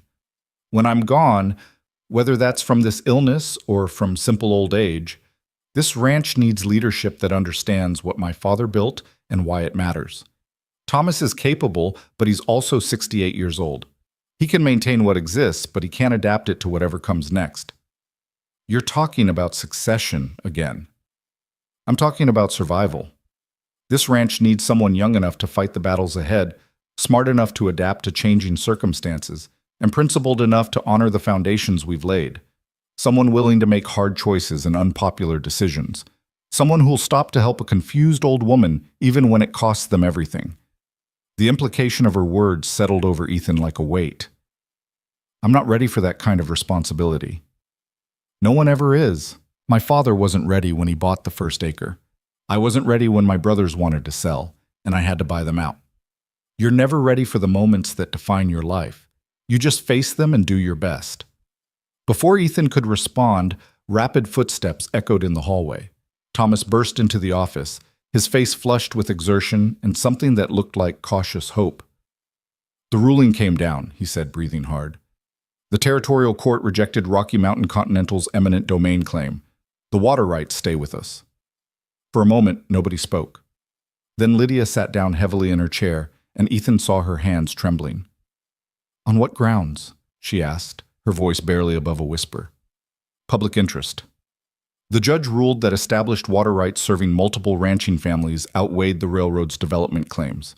He cited the newspaper coverage, the community coalition, the economic impact analysis we provided, said that territorial development can't come at the cost of destroying functional communities. "Did they indicate whether the railroad will appeal?" Pierce's voice came from the doorway, where he'd appeared behind Thomas. "They can appeal," Thomas said, but the judge's ruling was comprehensive. He addressed every argument they made and found them all wanting. An appeal would be expensive and time-consuming with uncertain prospects of success. Lydia looked at Ethan, and something passed between them, an acknowledgement of what his gamble had cost and what it had won. "We did it," she said. "Against every reasonable expectation, we actually did it." "You did it," Ethan corrected. "I just pushed you to keep fighting." "Sometimes that's what leadership is," Lydia replied, seeing clearly when everyone else is ready to surrender. The celebration that followed was subdued but genuine. Word spread quickly through the ranch and then throughout the valley. Neighbors who'd been preparing to lose everything suddenly had futures again. The coalition of ranchers that had formed to fight the railroad transformed into something more permanent, a formal association dedicated to protecting their collective interests against future threats. But amid the relief and celebration, Ethan noticed something troubling. Lydia participated in the festivities with apparent pleasure, accepting congratulations and making appropriate responses. But her eyes held a distance, a disconnection that suggested she wasn't fully present. Several times, Thomas had to quietly remind her of names or redirect conversations that were wandering into confusion. The toll of the 3-month battle had accelerated her decline. The victory had come, but at a cost measured in cognitive function that couldn't be recovered. 3 days after the ruling, Lydia summoned Ethan to her office again. This time Pierce was there with a stack of legal documents that looked ominous in their precision. "Sit down, Mr. Cole," Pierce said, his tone formal. "We have matters to discuss." Ethan sat, his stomach knotting with apprehension. "The battle with Rocky Mountain Continental is over," Lydia began, her voice steady despite the tremor in her hands. "We won, which means this ranch will continue. But victory doesn't change the other reality we're facing. My health is declining rapidly. I need to ensure proper succession before I'm no longer capable of making sound decisions." "We've discussed this with Thomas," Pierce added. "He's agreed that the ranch needs younger leadership going forward. He'll remain as senior advisor, but operational control needs to transfer to someone who can guide this place into the future." Ethan's mouth went dry. "You're offering me control of the ranch?" "Not immediately," Lydia clarified. "You're still learning, still proving yourself. But within the next year, assuming you continue to demonstrate the judgment and character you've shown thus far, yes, full operational control with Thomas as advisor and mentor." "I'm 20 years old," Ethan protested. "There are men here who've worked this ranch for decades. They'll never accept taking orders from someone my age." "They'll accept it because I'm ordering them to," Lydia said flatly, "and because you've earned it. You saw a strategy when my expensive lawyers saw only defeat. You organized a coalition that saved not just this ranch, but every operation in this valley. That's leadership, Mr. Cole, regardless of your age." Pierce slid a document across the desk. "This is a contract outlining the terms of succession. Read it carefully. You'll have operational control, but not ownership. That will remain in trust until certain conditions are met. Miss Harrow will retain final authority on major decisions as long as she's capable of making them. When she's no longer able to function in that capacity, full control transfers to you with certain checks and balances to protect against abuse." Ethan stared at the document without touching it, feeling like he was looking at his entire future compressed into legal language. "What happens if I fail? If I make bad decisions or can't handle the responsibility?" "Then the trust has provisions for removing you and finding alternative management," Pierce said. "But Miss Harrow believes you won't fail, and frankly, after watching you navigate the railroad situation, I'm inclined to agree with her assessment." "There's one more thing," Lydia said, and her voice carried a weight that made Ethan look up from the contract. The success we achieved against Rocky Mountain Continental came from understanding that this ranch doesn't exist in isolation. It survives because the community around it survives, because we've built relationships based on fair dealing and mutual support. That has to continue, Ethan. No matter how much pressure you face to maximize profits or take advantage of our position, the principles my father established have to remain inviolate. Can you commit to that? Ethan thought about everything he'd learned over the past months, about Henderson's debt and the Dawson's fire and the water agreements that kept dozens of families viable, about the difference between having power and using it responsibly, about the kind of man he wanted to become versus the kind survival alone might force him to be. I can commit to that, he said. I will commit to that. Then sign the contract, Lydia said, and accept the burden that comes with it. Ethan picked up the pen Pierce offered, his hand steadier than he felt. The signature he placed at the bottom of the document felt like crossing a threshold, from the broke ranch hand who'd stopped on a trading post porch to something else entirely, something he still didn't fully understand. Congratulations, Mr. Cole, Pierce said, gathering the signed documents. You're now the operational director of Harrow Ranch, pending the transition period. I'll file these with the Territorial Recorder's Office tomorrow. After Pierce left, Ethan sat alone with Lydia in her office. The afternoon light was fading, casting long shadows across the room that had witnessed so many significant conversations. Do you remember that first night? Lydia asked. When you brought me home and I told you about my father's vision for this place? I remember. I wasn't entirely truthful with you then. I said I'd been testing the town, watching to see who would stop. That was true. But I was also testing myself, testing whether I could still recognize character when I saw it. Whether the fog that's been stealing my thoughts had left me capable of making one final good decision. You made the right decision, Ethan said. We'll see, Lydia replied. The real test isn't whether you can handle success. It's whether you can handle failure, whether you can make hard choices when they cost you something personal, whether you can stay true to principles when betraying them would be easier and more profitable. Those tests are still ahead of you. I know. Good. Self-awareness is the beginning of wisdom.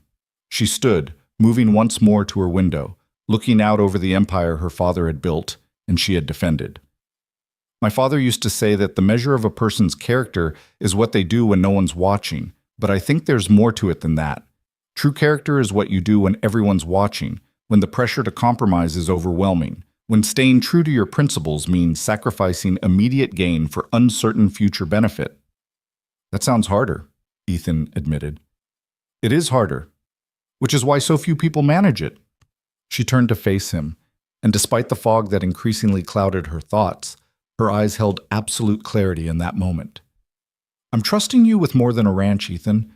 I'm trusting you with a legacy, with a vision of how business can be conducted ethically, with the futures of families who depend on this place continuing to honor the agreements we've made. Don't make me regret this. I won't, Ethan said, the words feeling like both a promise and a prayer. Then go.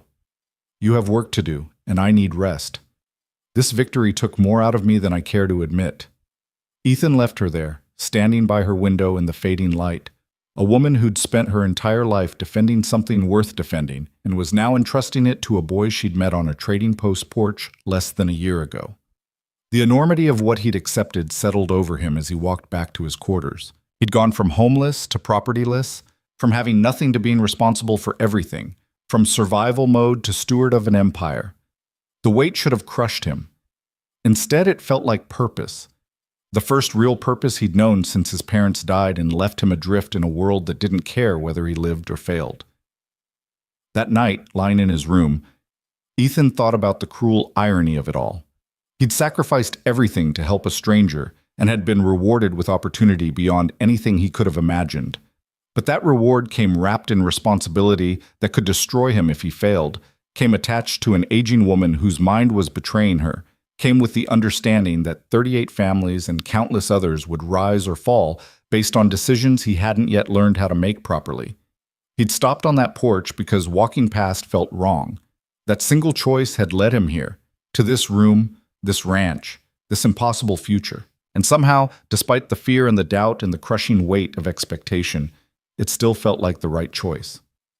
Outside, snow began falling again, blanketing the valley in white silence. Somewhere in the main house, Lydia Harrow was probably sleeping, her formidable mind taking its rest while it still could. Somewhere in the bunkhouse, Thomas was likely awake, worrying about whether this gamble on youth would pay off or destroy everything he'd spent decades helping to build. And here in his small room, Ethan Cole lay awake staring at the ceiling, terrified and determined in equal measure, understanding finally what Lydia had meant about tests. The real test wasn't what he'd already done. It was what came next.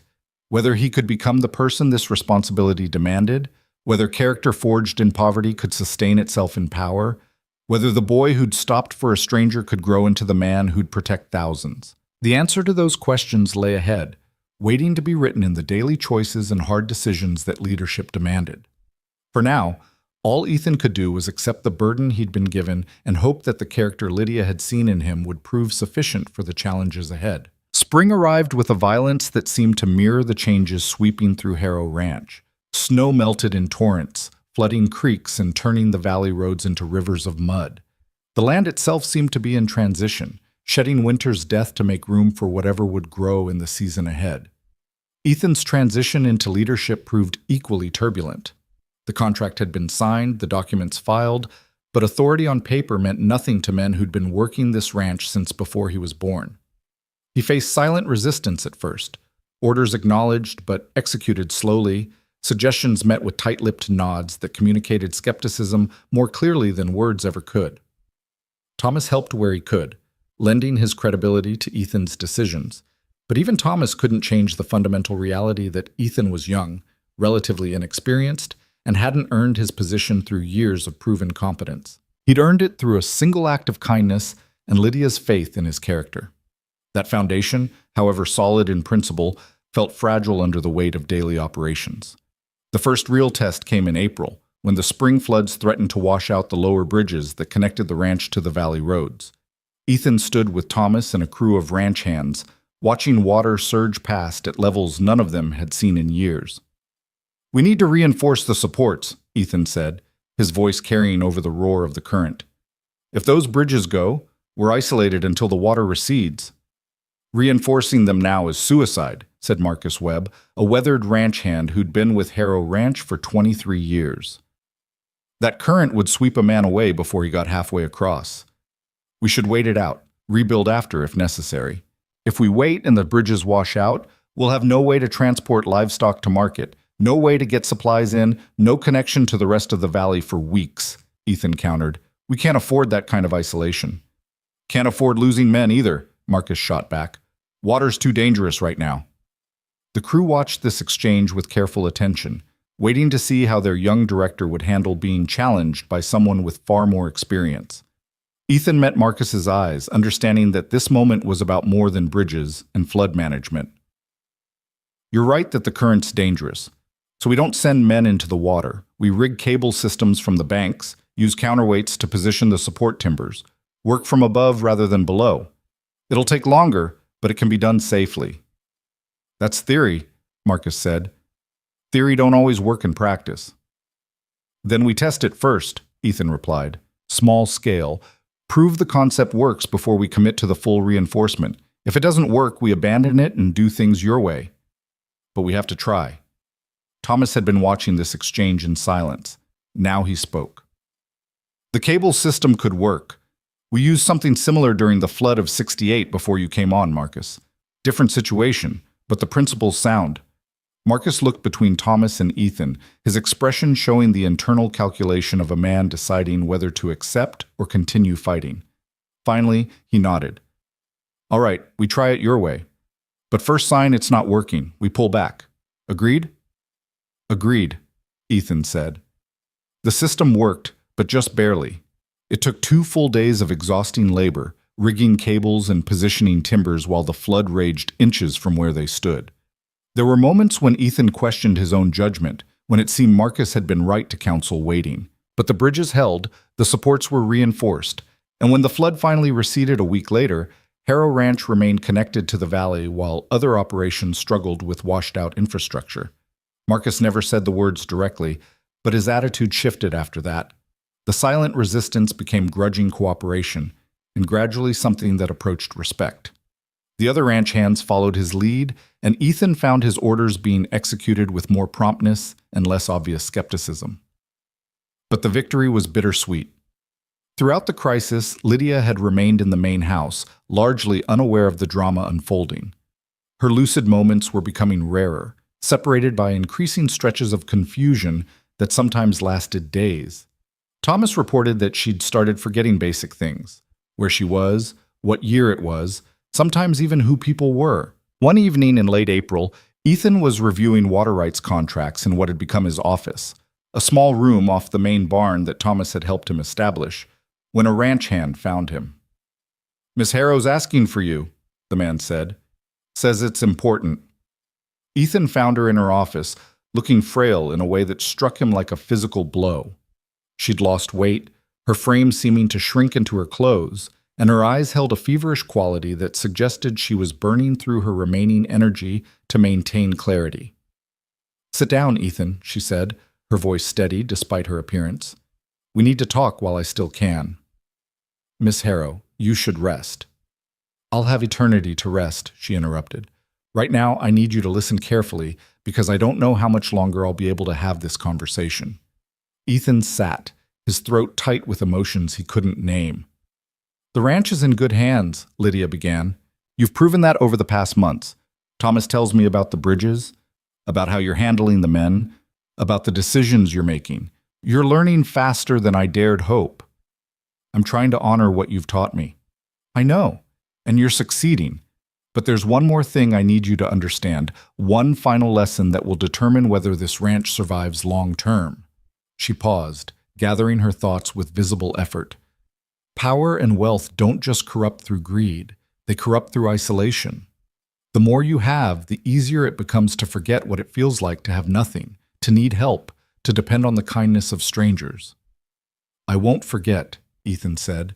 "You say that now, but time has a way of eroding even the strongest memories. 10 years from now, 20, you'll be tempted to see the ranch as separate from the community, to prioritize profit over principles, to forget that your success depends on the valley's health, not just your own bottom line." She leaned forward, her eyes burning with intensity. "When that temptation comes, and it will come, I need you to remember something specific." "What?" "Remember what it felt like to be broke and desperate and fired, to have 73 cents to your name and nowhere to go. Remember standing at that trading post with a deadline looming, knowing that stopping to help would cost you everything. Remember making that choice anyway." Her voice caught, and for a moment the clarity wavered. Then it steadied. "That boy who stopped that night, he understood something essential about what it means to be human. Don't let success make you forget him." "I won't," Ethan promised, the words feeling inadequate for what she was asking. "There's more," Lydia continued. "In my desk, locked drawer on the right, there's an envelope with your name on it. Don't open it now. Open it on the 10th anniversary of the day you came to this ranch. Inside, you'll find instructions for a program I want you to implement, a way to pass forward what was given to you. Promise me you'll read it and consider it carefully." "I promise." "Good." She settled back in her chair, and Ethan could see exhaustion claiming her. "Now leave me. I'm tired and you have work to do. The ranch won't run itself just because its owner is falling apart." Ethan stood, but hesitated at the door. "Miss Harrow, thank you for everything, for seeing something in me worth saving, for giving me a future when I had none."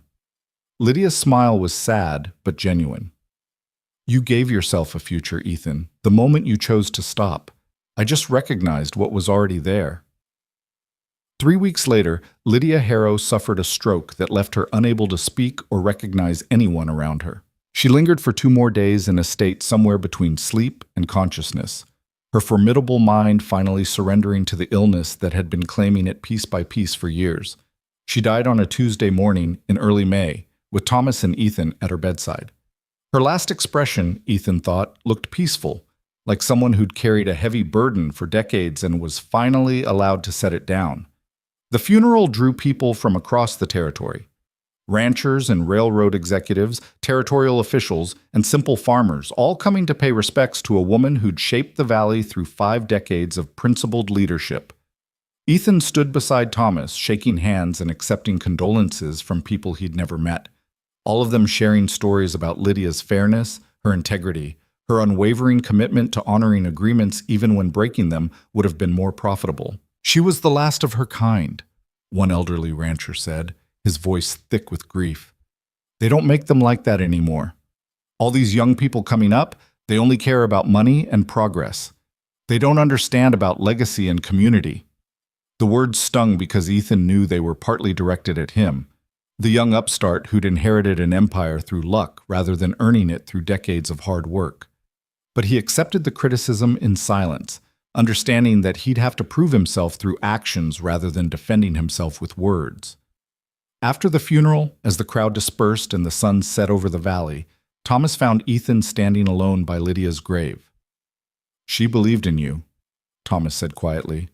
"More than she believed in anyone else I ever saw her consider for succession. That should count for something."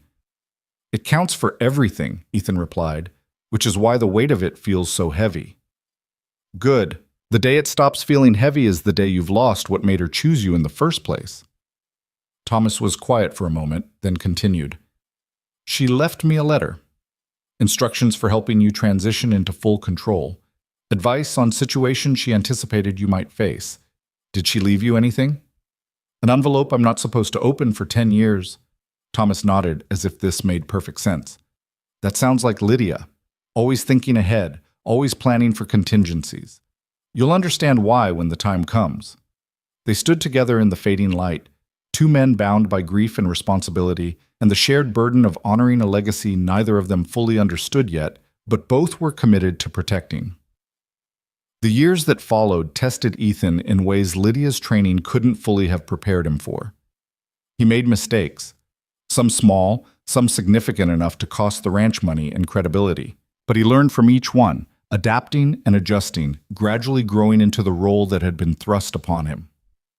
The water rights remained secure, defended successfully against 2 more attempts by outside interests to seize them through legal maneuvering.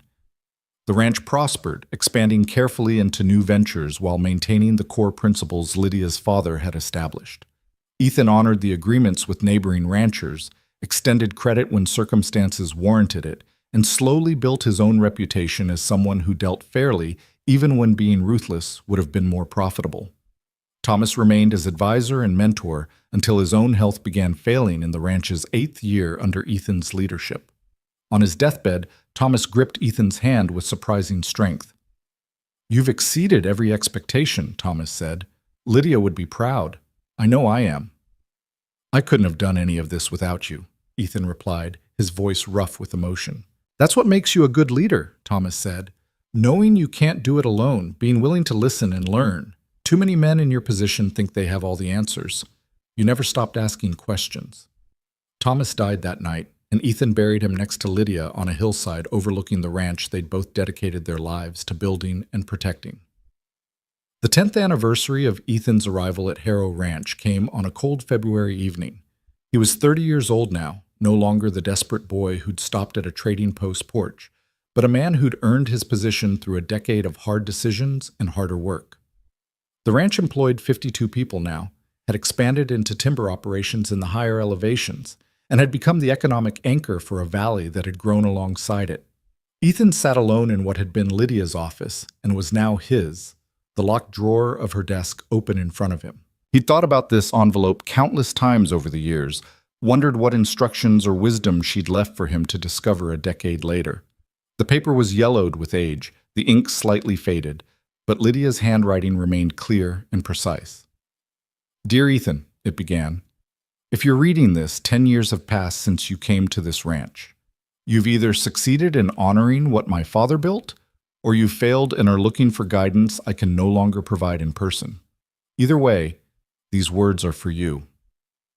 I told you once that the measure of character is what you do when doing right costs you something. You proved that measure on a trading post porch, and I believe you've continued proving it in the years since. But now comes the harder test, what you do with the power and wealth you've accumulated. You have resources now that the boy who stopped that night could barely imagine. The question is whether you'll use those resources to insulate yourself from the world's suffering, or whether you'll use them to create the kind of opportunity that was given to you. Here's what I want you to do. Create a program, call it whatever you like, that identifies young people in circumstances similar to yours at 19. Broke, desperate, but possessing character and potential that poverty has kept from flourishing. Give them what I gave you: real work, real training, real opportunity to build futures they couldn't access otherwise. Don't make it charity. Make them earn it the way you earned it. Test their character, their integrity, their willingness to sacrifice immediate comfort for long-term purpose. The ones who pass those tests, give them the same chance I gave you. This ranch has always survived by thinking beyond profit margins, by investing in people and community. Continue that tradition. Expand it. Make it the foundation of how Harrow Ranch operates going forward. If you do this, if you pass forward what was given to you, then my father's vision will outlive both of us. It will become something larger than any individual owner or manager. It will become a legacy measured in changed lives and opportunity created. That's the final test, Ethan. Not whether you can manage this ranch successfully, but whether you can transform it into something that creates more people like yourself. People who understand that power means nothing if it's not used to lift others up. I believe you can do this. I believed it the night you brought me home, and I believe it now, even though I'm not there to see it. Don't disappoint me. With faith and hope, Lydia Harrow. Ethan set down the letter, his vision blurred with tears he didn't try to hide. The weight of what she was asking felt enormous. To take the miracle that had saved him and systematize it. To make opportunity creation part of the ranch's core mission, rather than just a lucky accident that had changed one boy's life. But beneath the weight, he felt something else. Rightness. This was why she'd chosen him, why she'd invested so much time and energy into his training. Not just to preserve what existed, but to expand it, to make Harrow Ranch an engine of transformation rather than just a successful business operation. He spent the next 6 months designing the program, working with lawyers and advisors to create something sustainable and effective. The Harrow Fellowship, they called it. A structured apprenticeship that would take 6 young people each year, individuals aged 18 to 25, who demonstrated character and potential but lacked opportunity due to circumstances beyond their control. The program launched in its first year with 7 fellows instead of 6. Ethan had found it impossible to choose between the final 2 applicants and decided to fund an extra position out of his own salary. They came from across the territory. A young woman who'd been supporting her siblings after their parents died, a freed slave from the South trying to build a new life in the West, an Irish immigrant who'd lost everything in a factory fire, and 4 others with equally compelling stories of hardship met with determination. Ethan worked with each of them personally, teaching what Thomas and Lydia had taught him, not just practical skills, but the principles underlying every decision. Fair dealing, long-term thinking, community investment, the difference between having power and using it responsibly. Some of the fellows thrived immediately. Others struggled and eventually left, unable to adapt to the demands or unwilling to embrace the philosophy underlying the program. But enough succeeded that by the program's 5th year, 3 of the original 7 fellows had established their own operations in the valley, built on the same principles they'd learned at Harrow Ranch. The program expanded. By the time Ethan was 40, the Harrow Fellowship had trained 63 young people, and 41 of them had gone on to establish successful operations or take leadership positions in existing businesses. The valley's economy diversified and strengthened, built on a network of people who understood that individual success depended on community health. The transformation wasn't always smooth. There were failures and setbacks, fellows who disappointed, and opportunities that didn't work out. But the overall trajectory was undeniable.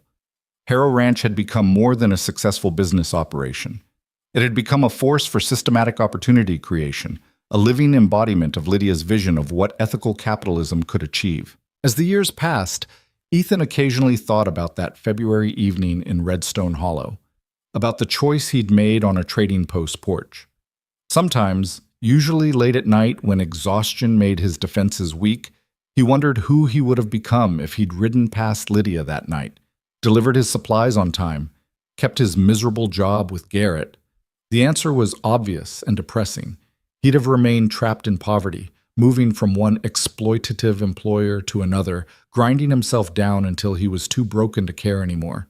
He'd have become one of the bitter men who populated frontier towns, trading hope for survival and calling it wisdom. Instead, he'd stopped. And that single choice had cascaded into a life he couldn't have imagined that desperate night. A life of purpose and impact, of meaningful work and genuine contribution to something larger than himself. On a spring morning, 30 years after he'd first arrived at Harrow Ranch, Ethan stood on the same hillside where Lydia and Thomas were buried, looking out over the valley that had been transformed by their vision and his execution of it. He was 49 years old now, his hair going gray, his body bearing the accumulated wear of 3 decades of hard work. But his eyes remained clear, and his sense of purpose remained strong. A young woman approached from behind, Maria Cortez, one of the current Harrow Fellows, who'd been working the ranch for 8 months. She stopped beside him, following his gaze across the valley. "It's beautiful up here," she said. "I can see why you come here when you need to think." "Lydia and Thomas are buried here," Ethan said, gesturing toward the modest headstones. This seemed like the right place for them, overlooking everything they built, everything they protected. Maria was quiet for a moment. "Can I ask you something about the night you met Miss Harrow?" Ethan smiled. The story had become something of a legend among the fellows, embellished over time, but retaining its essential truth. "What do you want to know?" "When you stopped that night, when you made the choice to help her even though it cost you everything, did you know it would lead to all this? Did you have any idea?" "None whatsoever," Ethan said. "I just knew that walking past felt wrong. That's all. The rest happened because Lydia saw something in that choice, something worth cultivating." "And now you do the same thing," Maria observed, "looking for people who make choices that cost them something, who show character when it's not convenient." "That's what the program is about," Ethan confirmed. "Identifying people who already have what matters: integrity, determination, willingness to sacrifice for principles, and giving them the resources and training to build lives that honor those qualities." Maria nodded slowly. "I want you to know that it's working. What you're doing here, what Miss Harrow started, it's changing lives. Not just the fellows, but everyone around us. The whole valley is different because of this program." "That was always the goal," Ethan said. "To create something that outlasts any individual, something that keeps generating opportunity and principled leadership long after everyone currently involved is gone."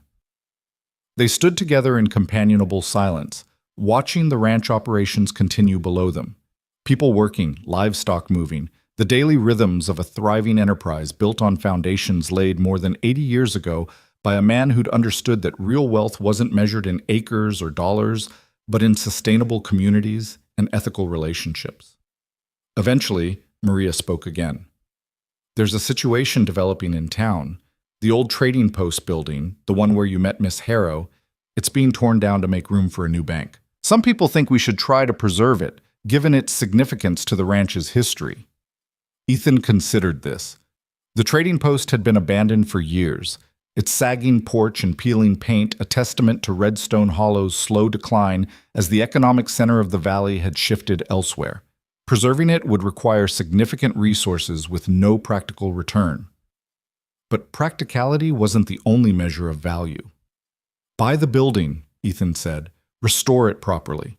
Then convert it into a community center, somewhere people can gather, where we can hold meetings, where new fellows can learn the ranch's history and understand the foundations we're building on. Make it a living reminder of how one choice in the right moment can change everything." Maria smiled. "I'll start the paperwork tomorrow." As she walked back down the hill toward the main ranch buildings, Ethan remained standing beside the graves of the people who'd shaped his life so profoundly. The sun was warm on his face, and the valley spread below him looked peaceful and prosperous, a testament to decades of principled decisions and community investment. He thought about Lydia's letter, about her challenge to pass forward what had been given to him. He'd done that, had built a systematic program that created opportunities for dozens of young people facing the same kind of desperation he'd known at 19. But the work wasn't finished. It would never be finished, because each generation would bring new challenges, new people in need of opportunity, new tests of whether character and principles could survive in a world that constantly pressured people to compromise both.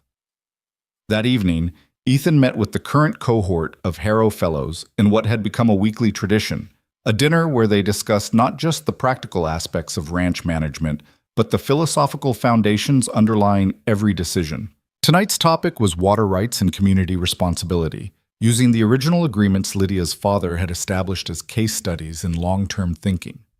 The question you always have to ask, Ethan explained to the 7 young people gathered around the table, is whether a decision serves just your immediate interests or whether it serves the long-term health of the entire community. My mentor, Lydia Harrow, used to say that a ranch this size only survives if the valley around it thrives. That principle has guided every major decision I've made for 30 years. But doesn't that sometimes mean leaving money on the table? Asked one of the fellows, a young man named James who'd grown up in poverty, so crushing it made Ethan's early circumstances look comfortable by comparison. Always, Ethan confirmed. There are dozens of ways I could increase short-term profits by charging more for water access, by taking advantage when neighbors are desperate, by prioritizing this ranch's interests above community stability. Every single one of those strategies would be financially rational in the short term, and every single one would ultimately destroy what makes this operation sustainable. Because you'd breed resentment, Maria said, understanding dawning on her face. You'd turn cooperation into competition, trust into suspicion. Exactly. The water rights Lydia's father established weren't just about legal control. They were about building a network of mutual dependence and mutual support. When the Dawsons' barn burned, we helped rebuild it not out of charity, but because their survival strengthened the entire valley's economy. When Henderson couldn't pay his fees, we worked out terms rather than crushing him, because destroying one rancher would signal to everyone else that we couldn't be trusted to deal fairly in difficult times. The discussion continued for hours, ranging across topics that had little to do with ranching and everything to do with the kind of leaders these young people would become. Some would stay with Harrow Ranch, eventually taking over operations when Ethan was ready to step back. Others would establish their own enterprises, carrying the principles they'd learned into new contexts and new industries. But all of them, Ethan hoped, would carry forward the essential lesson, that power and resources weren't ends in themselves, but tools for building something larger, something that created opportunity and dignity for people who'd been denied both by circumstances beyond their control. Late that night, alone in his office, Ethan pulled out a photograph he'd kept for 3 decades, a picture taken at Lydia's funeral, showing him standing beside her grave looking young and overwhelmed and determined all at once. He barely recognized that version of himself, that 20-year-old boy who'd inherited an empire and had no idea whether he could manage it successfully. But the core of who he'd been remained unchanged. He was still the person who'd stopped on a trading post porch, who'd made a choice that cost him everything and gained him more than he could measure. That choice had defined everything that followed, not because it was particularly heroic or extraordinary, but because it demonstrated something Lydia had been searching for, character that operated independently of consequences, that did right because doing wrong felt intolerable regardless of what it cost. The years continued their relentless march. The Harrow Fellowship expanded further, establishing satellite programs in other territories, creating a network of ethically minded business leaders who understood that individual success depended on community health. The ranch itself evolved, adapting to changing markets and technologies while maintaining the foundational principles that had sustained it for nearly a century. And then, on a cold February afternoon, 45 years after he'd first arrived at Harrow Ranch, Ethan found himself back at that same trading post building. It had been restored beautifully, transformed from a crumbling relic into a vibrant community center that served as the valley's gathering place. The porch where he'd seen Lydia sitting in confusion so many years ago now hosted meetings and celebrations, its boards solid and its paint fresh. He'd come for the dedication ceremony, but had arrived early, wanting a moment alone with memories that seemed both impossibly distant and startlingly immediate. He sat on that porch in almost the exact spot where Lydia had sat, watching the street where people once passed without stopping, without seeing, without caring. The town had changed dramatically. Where Redstone Hollow had once been fading into irrelevance, it was now thriving, rebuilt on an economy strengthened by the ranch's community investment philosophy. Buildings that had been abandoned stood restored and occupied. Streets that had been empty bustled with activity. The entire valley had transformed, built on foundations of fair dealing and mutual support that Lydia's father had established, and that Ethan had worked 45 years to maintain and expand. "Mr. Cole?" a voice interrupted his reverie. Ethan looked up to see a young man standing at the bottom of the porch steps, hesitant and uncertain. The boy couldn't have been more than 18, dressed in clothes that had seen better days, his face showing the kind of weariness that came from too much hardship too early in life. "Can I help you?" Ethan asked, though something in the boy's posture already told him the answer. "I heard there's a program," the boy said, "the Harrow Fellowship.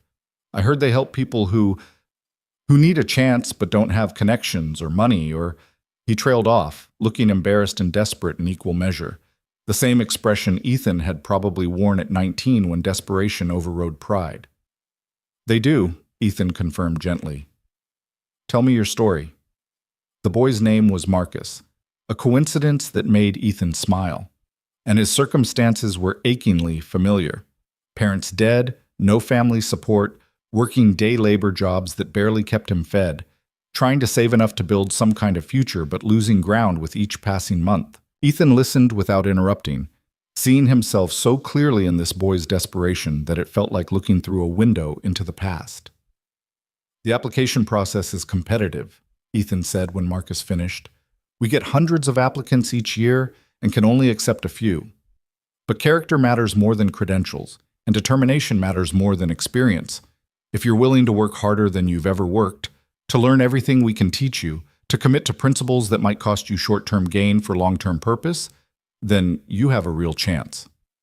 "I'll do whatever it takes," Marcus said, and the fierce determination in his voice was so familiar it made Ethan's chest ache. "Then come to the ranch tomorrow morning," Ethan said. "We'll start the interview process. No promises, but you'll get a fair evaluation based on who you are, not where you've been." Marcus's face transformed with hope so pure it was almost painful to witness. "Thank you, sir. Thank you so much. I won't let you down." After the boy left, Ethan sat alone on the porch as the sun began its descent toward the mountains, painting the sky in shades of orange and crimson exactly as it had 45 years ago, when he'd made the choice that changed everything. The circle was completing itself. He'd been saved by kindness when he had nothing. He'd built a life and a legacy from that gift. And now he was positioned to offer the same chance to another desperate young person standing exactly where he'd stood, hoping for a miracle that seemed impossible but wasn't. Not if someone chose to stop, to see, to care. The dedication ceremony that followed was well attended, with speeches from local officials and community leaders praising the transformation the valley had undergone. But the moment that mattered most to Ethan came at the end, when he stood at the podium and looked out at faces representing 3 generations of people whose lives had been touched by the program Lydia had envisioned and he'd built. "This building represents a choice," Ethan said, his voice carrying across the assembled crowd. 45 years ago, an elderly woman sat on this porch, confused and lost, watching people walk past without stopping. I almost walked past too. I had every practical reason to keep going, to prioritize my own immediate needs over a stranger's welfare. But I stopped, and that choice, that single moment of deciding that doing right mattered more than personal consequences, changed everything. What we've built here, what the Harrow Fellowship represents, is a commitment to creating more of those moments, to identifying people who demonstrate character when it costs them something, and giving them the resources and training to build lives that honor that character, to transforming isolated acts of kindness into systematic opportunity creation. This isn't about charity, it's about recognizing that our individual success depends on our community's health, that power means nothing if it's not used to lift others up, that the measure of a life isn't what you accumulate, but what you enable others to build. Lydia Harrow understood this. Her father understood this. And every person who's participated in this program, as a fellow, as a mentor, as a supporter, understands this. We're building something that will outlast all of us, something that creates opportunity and dignity for people who deserve both, but have been denied access by circumstances beyond their control. That's the legacy. That's what this building represents. Not the past, but the future we're creating together, one choice, one person, one opportunity at a time. The applause that followed felt like affirmation, not of him personally, but of the vision that had sustained this work for nearly half a century. As the crowd dispersed and people came forward to shake his hand and share their own stories of transformation, Ethan felt the weight of those 45 years lifting slightly. He'd done what Lydia asked. He'd passed forward what had been given to him, had transformed a personal miracle into a systematic program, had built something that would continue creating opportunities long after he was gone. The work wasn't finished. It would never be finished.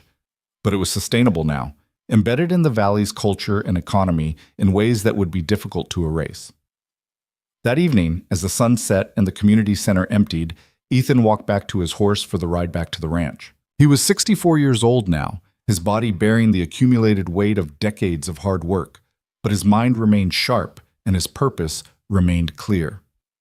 Tomorrow, he'd interview young Marcus, would evaluate whether the boy's character and determination matched the desperation in his eyes. If Marcus passed the tests, if he demonstrated the qualities Lydia had seen in Ethan all those years ago, he'd be given a chance to build a future he couldn't access otherwise. And the circle would continue, rolling forward through generations, transforming individual acts of kindness into systematic change, proving that power and resources could be wielded ethically, that success didn't require sacrificing principles, that one person's choice to stop and help could cascade into transformation beyond anything they imagined. Ethan rode through the gathering darkness toward the ranch that had been his home for 45 years, toward the graves of the people who'd shaped him, toward the work that would continue until he could no longer do it, and someone else, someone he'd trained and mentored, someone who'd learned the lessons he'd learned, would take over and carry it forward. The stars emerged overhead, the same stars that had watched Lydia's father buy his first acres, that had seen Lydia defend and expand what he built, that had witnessed Ethan's transformation from desperate boy to the steward of a legacy measured in changed lives rather than accumulated wealth. And somewhere in Redstone Hollow, a young man named Marcus lay awake in whatever rough accommodation he could afford, hoping that tomorrow would bring the chance he desperately needed, unaware that he was standing at the same crossroads Ethan had stood at 45 years ago, that his future was about to transform in ways he couldn't imagine, that one choice on a trading post porch decades ago was still generating ripples that would touch his life and countless others. The story that had begun with an act of kindness continued, rolling forward through time, proving that character mattered, that principles could sustain themselves across generations, that the choice to stop and help when everyone else walked past wasn't just moral, it was the foundation of everything worth building. And in the end, that was all any life could hope to be. A bridge between what was given and what was passed forward, a link in a chain of opportunity and transformation that stretched backward into history and forward into a future built on the simple but revolutionary idea that people mattered more than profit, that community mattered more than individual gain, that the measure of success wasn't what you accumulated, but what you enabled others to become. Ethan Cole had learned that lesson on a trading post porch when he was 19 years old and had nothing. 45 years later, with wealth and power and influence beyond anything he'd imagined, the lesson remained unchanged and unchanging, the truest measure of a life well lived.